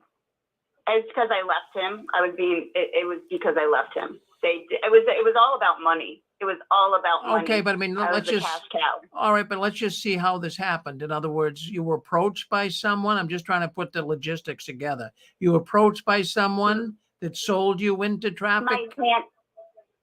My handler was all a part of it. My FBI handler, Robert Peterson, the CIA agent who worked for John and Marianne, he was in the congregation, Highlands, New York.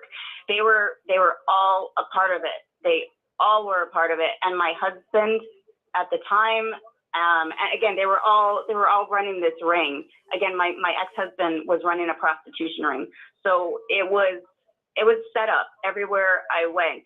And in fact, I left a domestic violence shelter to go and live with a so-called sister, and that's where I was mutilated in Manhattan. So it all had to. It was connections to. It really had to. The FBI agent was very, very connected to it, and it was him that was pulling the strings with these places that I went to. It was really him, and they were just in the background. But he knew the people.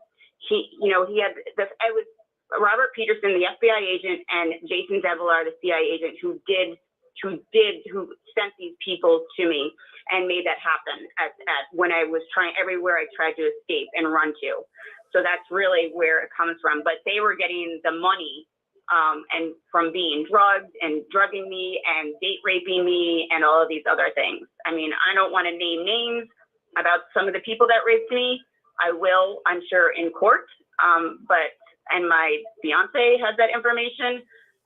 But that's why I'm trying to get a lawyer. I don't really want to go and get too much involved in that because it is kind of traumatizing, to be quite honest, to go back to that. But it did happen. It was my handler, Robert Peterson and Jason Devilar, who had the connection. Because the FBI and CIA, I heard about the woman speaking about Kent Gutterson. I've watched his videos. He's spot on. He's spot on about what's happening with the FBI and the CIA. And those are the people who, and again, the governing body, John and Marianne, Frank, they were in the background, but the FBI agent and the CIA agent knew the people that wanted to do this to me, and they provided that. And then the money would go, to those things, to John and Marianne, to Frank, and everything else. So it was Bitcoin is what I was told. They used it by Bitcoin to hide it. Yeah. Okay, we got another caller coming in here from. Looks like. Go ahead, you're on with us. Did you want to speak up, caller? Hello. Yes, go ahead. Can you hear me, Rick? Hi. This is Sherry from Kentucky again. Hi. Hi, Lisa. I'm the one that called in about Ted Gunderson earlier. Thank you. And I do believe everything you're saying, and I just wanted to let you know that because I know how important it is.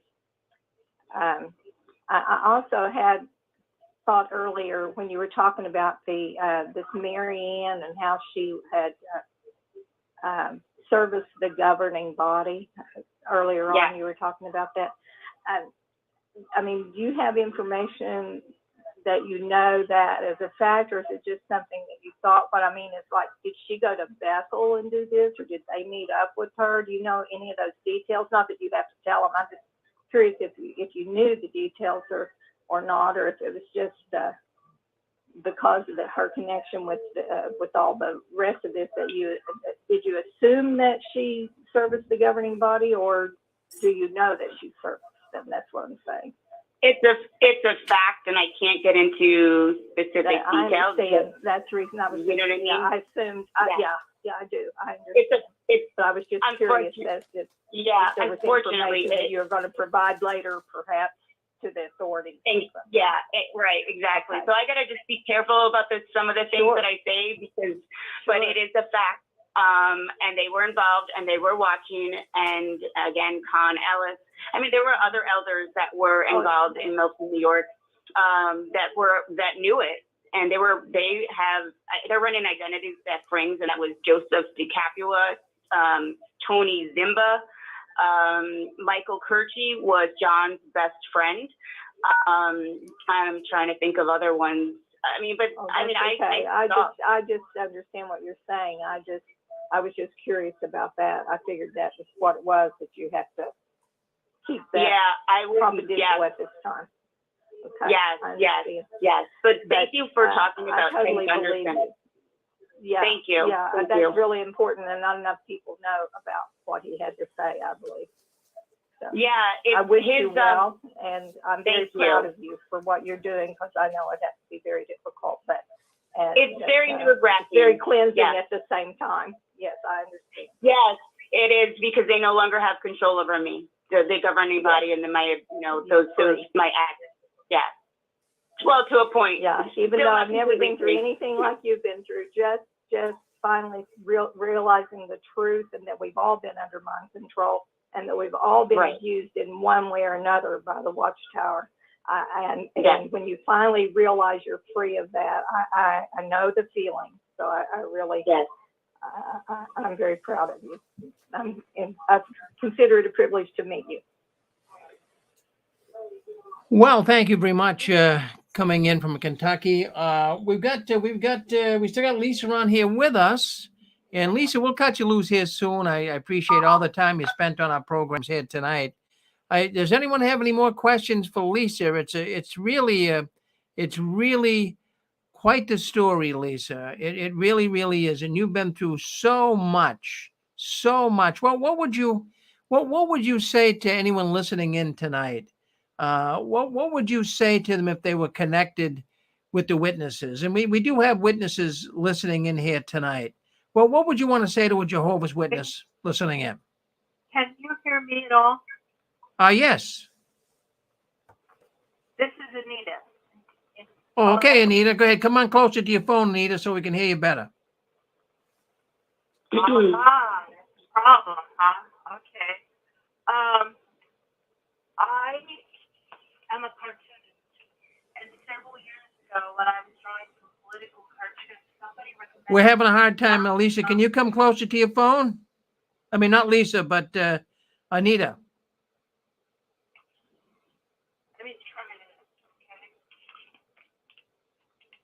She might be on her headphones. Can you hear me now? Count to 5. Oh, well, you're very, very faint. We're having a hard time. Are you on headphones or? Can you hear me now? Yes. Oh. Go ahead. Well, we're still having a hard time hearing Anita. Evidently, I think she's on headphones. She's got to come off and just speak into her phone.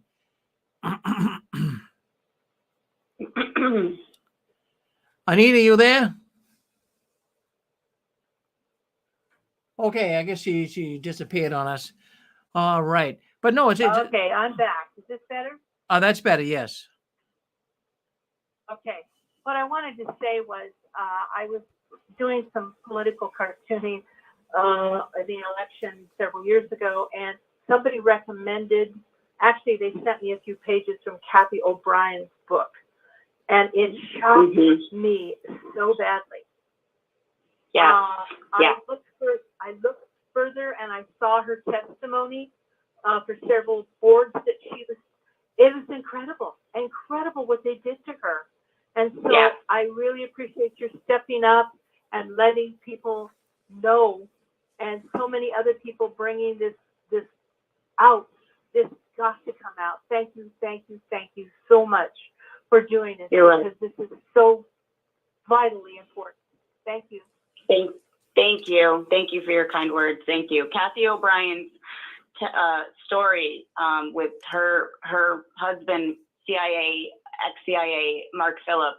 If you have not listened to it, you need to listen to it, because She goes all the way. She was she was an MK Ultra mind slave, and she names names. And this is how she survived and how she got out, was by coming forward. And that's exactly what I've learned from her, to try to come forward to be free from all of this.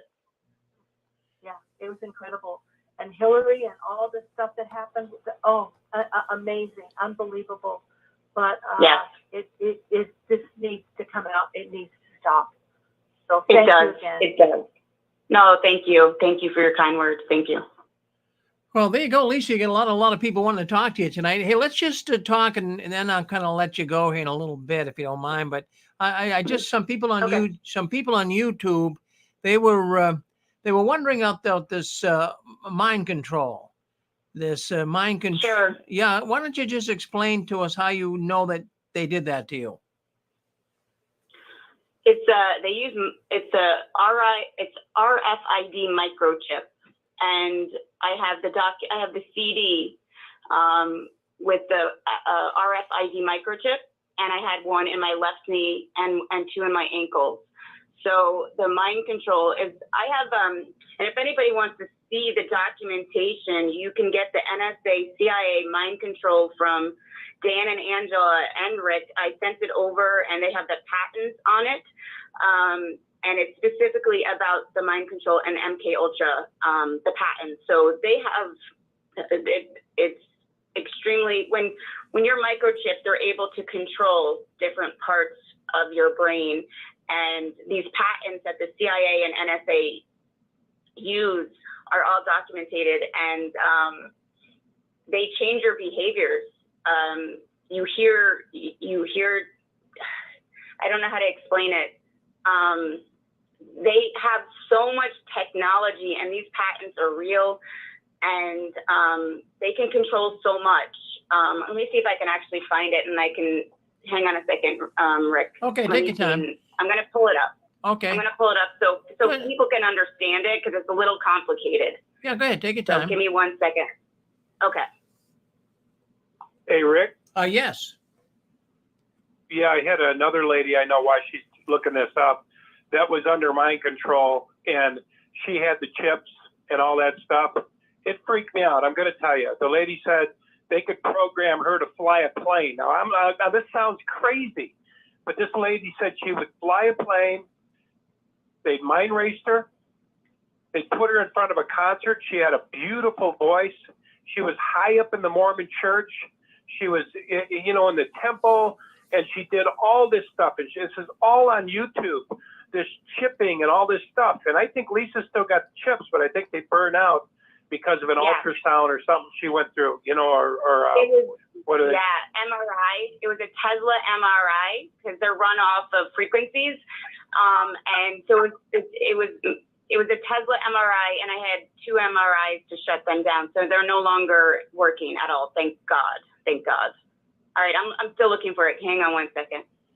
Yeah, it's pretty fascinating stuff, Dan. It really, really is. It's it's so hard to, technology is out there, and you say, would someone do that to another person? Well, yeah, there's people enough that they're pretty evil. They would do it. Yeah. So it's weird, Rick.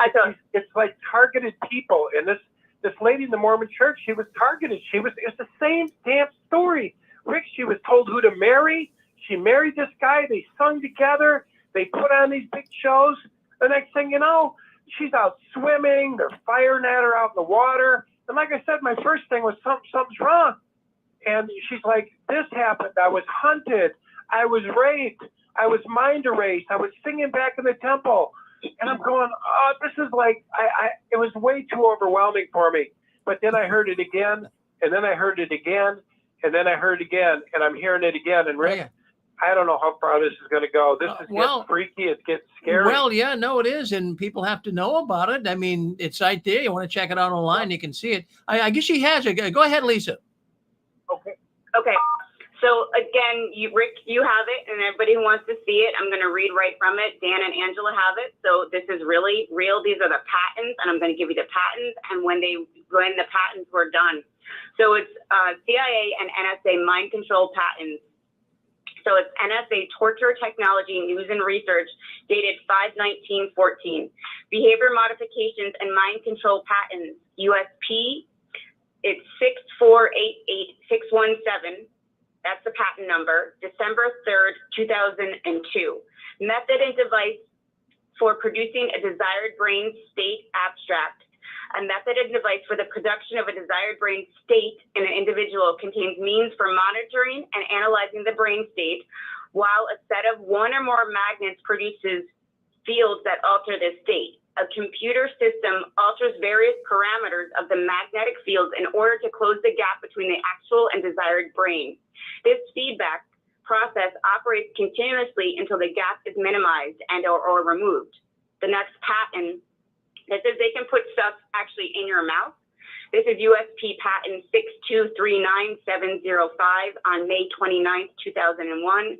It's called an intraoral electronic tracking device abstract. An improved stealthy, non-surgical, biocompatible electronic tracking device is provided in which a housing is placed intraorally. This housing contains microcircuitry. The microcircuitry comprises a receiver, a passive mode to active mode activator, a signal decoder for determining positional fix, a transmitter, an antenna, and a power supply. Upon receiving a coded activating signal, the positional fix signal decoder is energized, determining a positional fix. The transmitter subsequently transmits through the antenna a homing signal to be received by a remote locator. The next patent is USP 6091994, which was patented on July 18th, 2000. Pulsative manipulation of nervous systems. So they're able to manipulate your nervous system is what this means, and they did this to me. Abstract, method and apparatus for manipulating the nervous system by imparting subliminal pulsative cooling to the subject, skin at a frequency that is suitable for the excitation of a sensory resonance. At present, two major sensory resonances are known with frequencies near half Hz and 2.4 Hz. The half Hz sensory resonance causes relaxation, sleepiness, ptosis of the eyelids, a tonic smile, a knot in the stomach, or sexual excitement, depending on the precise frequency used. The 2.4 Hz resonance causes a slowing of certain cortical activities. The USP patent next is 6052336, and it was patented on April 18th, 2000. Apparatus and method of broadcasting audible sound using ultrasonic sound as a carrier abstract. An ultrasonic sound source broadcasts an ultrasonic signal, which is amplitude and or frequency modulated with an information input signal originating from an information input source. The modulated signal, which may be amplified, is then broadcast via a projector unit, whereupon an individual or group of individuals located in the broadcast region detect the audible sound. The next one is I think we got it. I think we got it. It's pretty scientific. It's pretty high tech. I don't deny it exists, and I'm sure they're doing this with people. And they did it to you, and you could actually, you knew. So this is something that is being done on many people now. Yes, and they're not aware of it, and they need to. They need to be aware. It's happening. It happened to me. These are the patents. This would happen. This was 2002, but this goes all the way back. So how did they want to look at it? Did they drug you and then put the chip in you, or did you not realize they were doing it?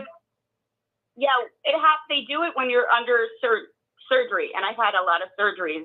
They illegally did it without my consent, and I actually want to get those chips removed, and I want to find out. I want to look back and get those and find out who was the doctor, because I want to go after them, because I did not consent. I did not consent, and they had no right. It was my body, and they put those in there.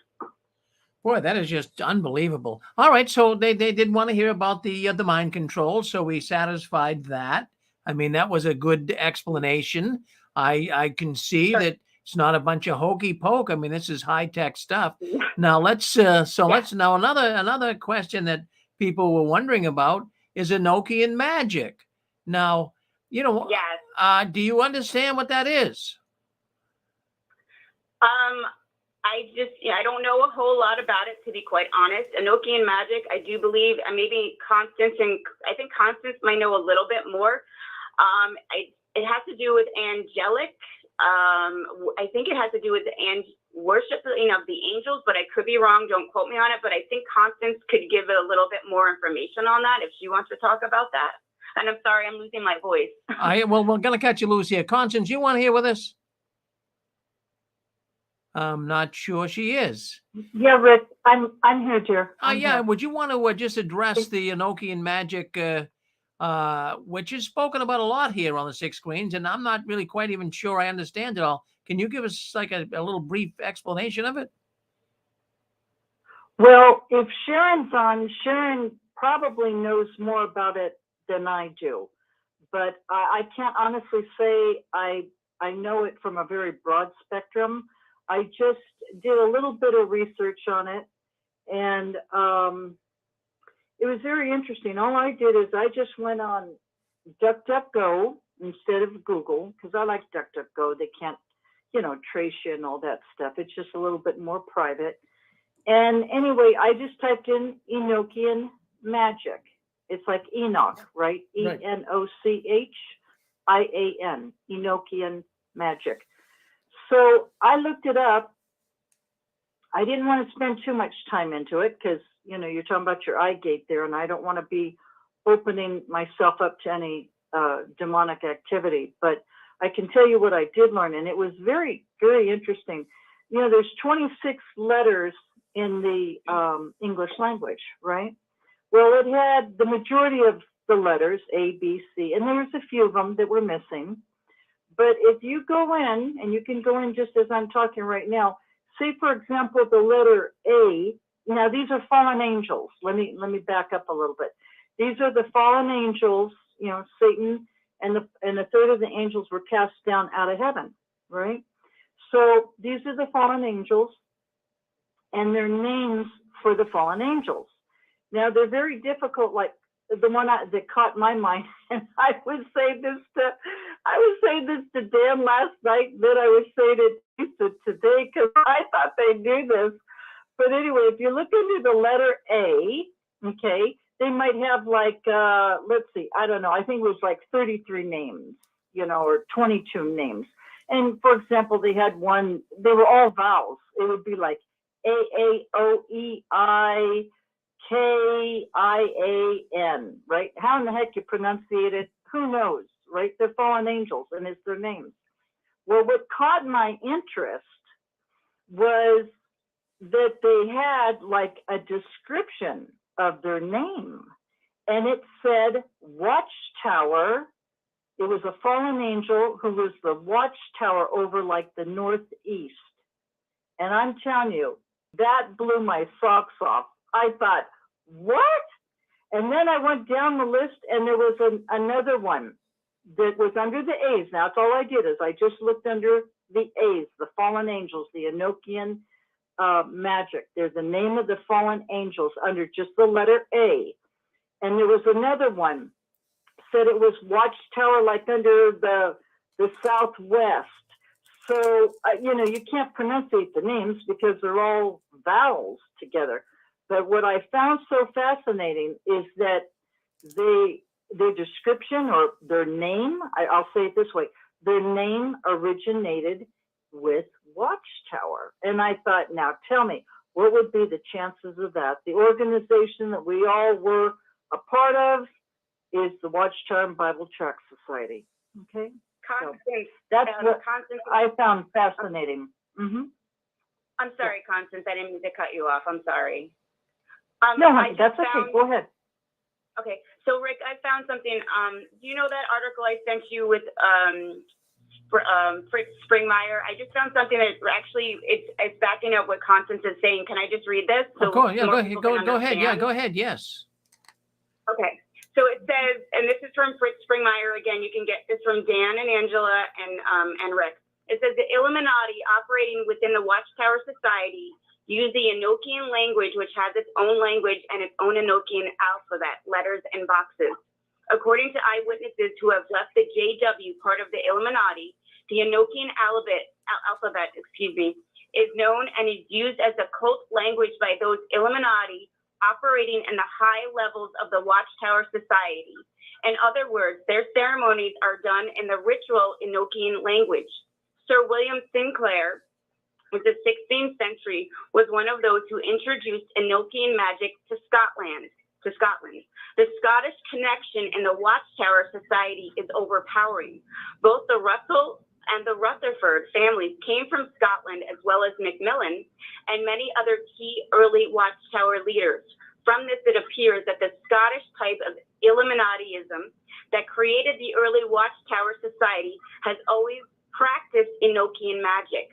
Remember from the Be Wise as Serpents book that knowing the Watchtower is the key to Enochian magic. The same type of winged sun disk that C.T. Russell used was also used on the magic. Two phrases that were popular among Satanists who practiced Enochian magic in Rumley's day were millennial dawn and golden age. And then he goes on to describe the following are some of the Illuminati operating within the Watchtower Society today. Names may be spelled incorrectly. And if you want those names, Rick and Angela and Dan and Angela have it. So it names names. And you can see this in that in this article right here. Well, very good. My goodness. Well, no, it did. No, it didn't help. Both of you guys helped. I looked into it at one time, and I had a man even who was pretty steeped into it try to explain it to me. It's really strange stuff and very difficult to really totally understand. You probably have to hold hands with the demons to really get it all. But I mean, there's people that know it and they use it and it works. And for them, at least in the world of the dark. Well, Lisa, you're really a fine woman. Thank you. You came on here tonight, and we really appreciate your presence. Now, I'm glad we have it recorded. It's going to be in a SoundCloud, our archives of the 6 screens. It's also on YouTube, and it's on Facebook. And the thing is, which I think is very fascinating here, is people are learning that there is an oddball arrangement concerning sexual activity in the world today, as we were saying at the outset of the program. So, 10 years ago, if you came on and said some of this, they would be sending the people from the insane asylum after you, right? But now people, now people are getting it. You're just talking about those chips, for example. If you mentioned this 10 years ago, people would go, "Come on, Lisa." But, we're now understanding this. People understand it. We know what they're trying to do to us. We were learning a lot from COVID. We know all the cover-ups the government's involved in. So, I have to say that you're really kind of like a pioneer here. You're opening a door. You're opening a door for people to see it. Now, most of the people I did see, I've been watching the YouTube comments here quite feverishly all night long. And I noticed that there's way more people in here that agree with you. And once the live streaming goes off, you'll be able to go back and check and see what I'm talking about. But you have way more people agreeing with you than not. I also find that coming in tonight on our telephone network, way more people agreeing with you. So, you made a difference here. So I want you to rest good tonight and say, something, I'm helping people. And you have, Lisa, you're helping a lot of people. So you're a trooper and you're a fine lady, and you just keep standing tall and you stay safe. Thank you. And don't be a stranger here to the 6 screens. All right. I won't. Thank you so much. I appreciate all the love and the support and encouragement. Thank you so much. You go ahead and rest now. Thank you, Lisa. You want one more question? Okay, good. Hold on, Lisa. We got one more question coming through. Sure. Go ahead. Sure. Yeah, Rick, and for you, Lisa, also, Rick got a call from a lady on the 6 screens line about 10, 11, 12 years ago from a very witness mother who had been recently disfellowshipped, and her daughter was serving at Bethel and wouldn't speak to her. She was being shunned. And she said she got a frantic call, a very disturbing call from her daughter in Bethel. Rick, I'm sure you remember this. And the woman was saying that her daughter serving at Bethel that just wanted to serve Jehovah had been approached by higher up at Bethel, trying to coerce her into doing sexual favors for the young Bethelites. And it sounds so crazy, but I remember the call, and I remember Rick, you know, taking her call and talking with her, and I remember how distraught this woman was because her daughter wasn't speaking to her, but her daughter was so blown away and freaked out. She didn't know who to call, and she said, they're actually trying to pressure me into doing sexual favors for these Bethelites. And she said, if I did it, wouldn't I be going against Jehovah, and then they'd be calling me a whore? But if I disobey, then I'm in trouble. I just wanted to say this is another little tiny piece of information that fits into the big tapestry that you're exposing today and tonight on this line. Thank you so much again, Lisa. Oh, you're welcome. Thank you. Thank you. I just want people to come forward. I don't want them to be afraid anymore. I do not want anybody to send their children to the governing body. Good Lord, have mercy. Please don't. Please don't. If you love your children, please don't send them anywhere near the governing body. Please, if you love your family, if you love your children, and I know there's a lot of Jehovah's Witnesses out there, please wake up. I beg you, please wake up and come out. Wait, you're under mind control, please. And I was too. Come out and save your family. Save your family, save your children, please. Hey Lisa, I just want to tell you that the phone lines are all lit up. Everything I look at on my phone, it's lit up like a Christmas tree. And I also want to say this. Angela's mother chimed in tonight.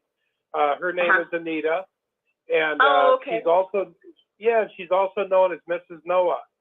And you know, she's a good person, and I just want to thank her for coming in. Thank you for letting her chime in, Rick. That was Angela's mother. Was that her mother? My goodness, she sounds so young. I can't believe that. She did. She yeah. She's good looking. Yeah. I mean, I'm not saying. Don't get me wrong now. Well, I'm not saying she's an old lady, but she sounded like I never would have thought that was Angela's mother. My goodness. Hey, Angela spoke up. Angela spoke up. She goes, "You're in trouble now." Well,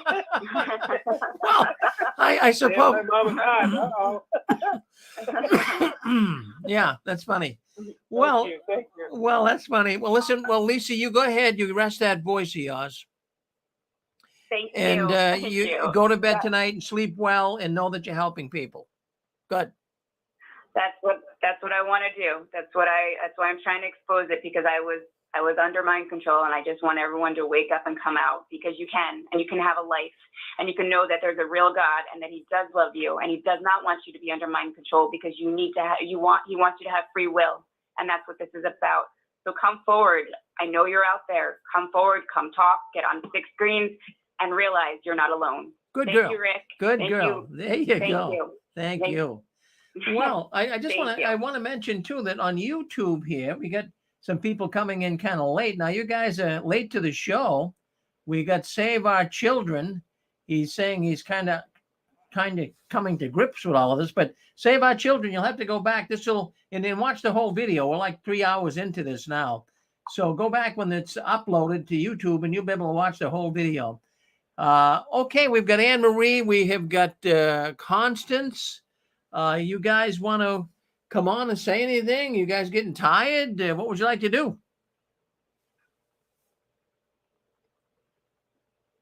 I'm here, Rick. I don't know. I'm pretty open. I mean, I might stay on for an hour if people want to, have an open discussion. I don't know how Anne Marie feels. If Dan and Angela are there, that would be great too, Well, I'll keep you guys going for a while. I'm going to go take care of Susan, see how she's doing in the other room. But if you guys want, we keep the program going here for a while. So what I'm going to do, I'm just going out. So we're going to shut YouTube down here.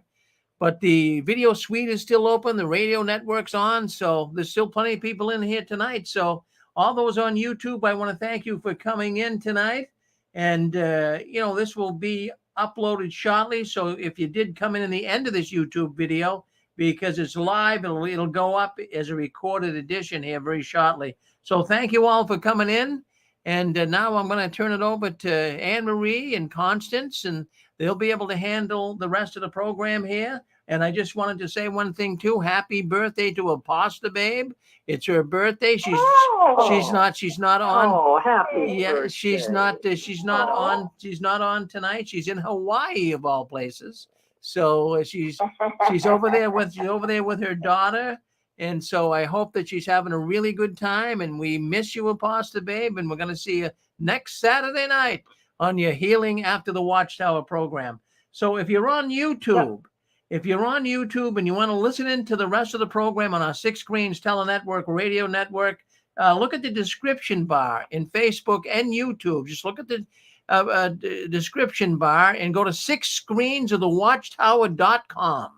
And you'll be able to follow the instructions. You'll get a telephone number. You can also get into our video suite. So give it a try. So YouTube, we're ending this right now. And you girls, take it away. How you doing, Constance?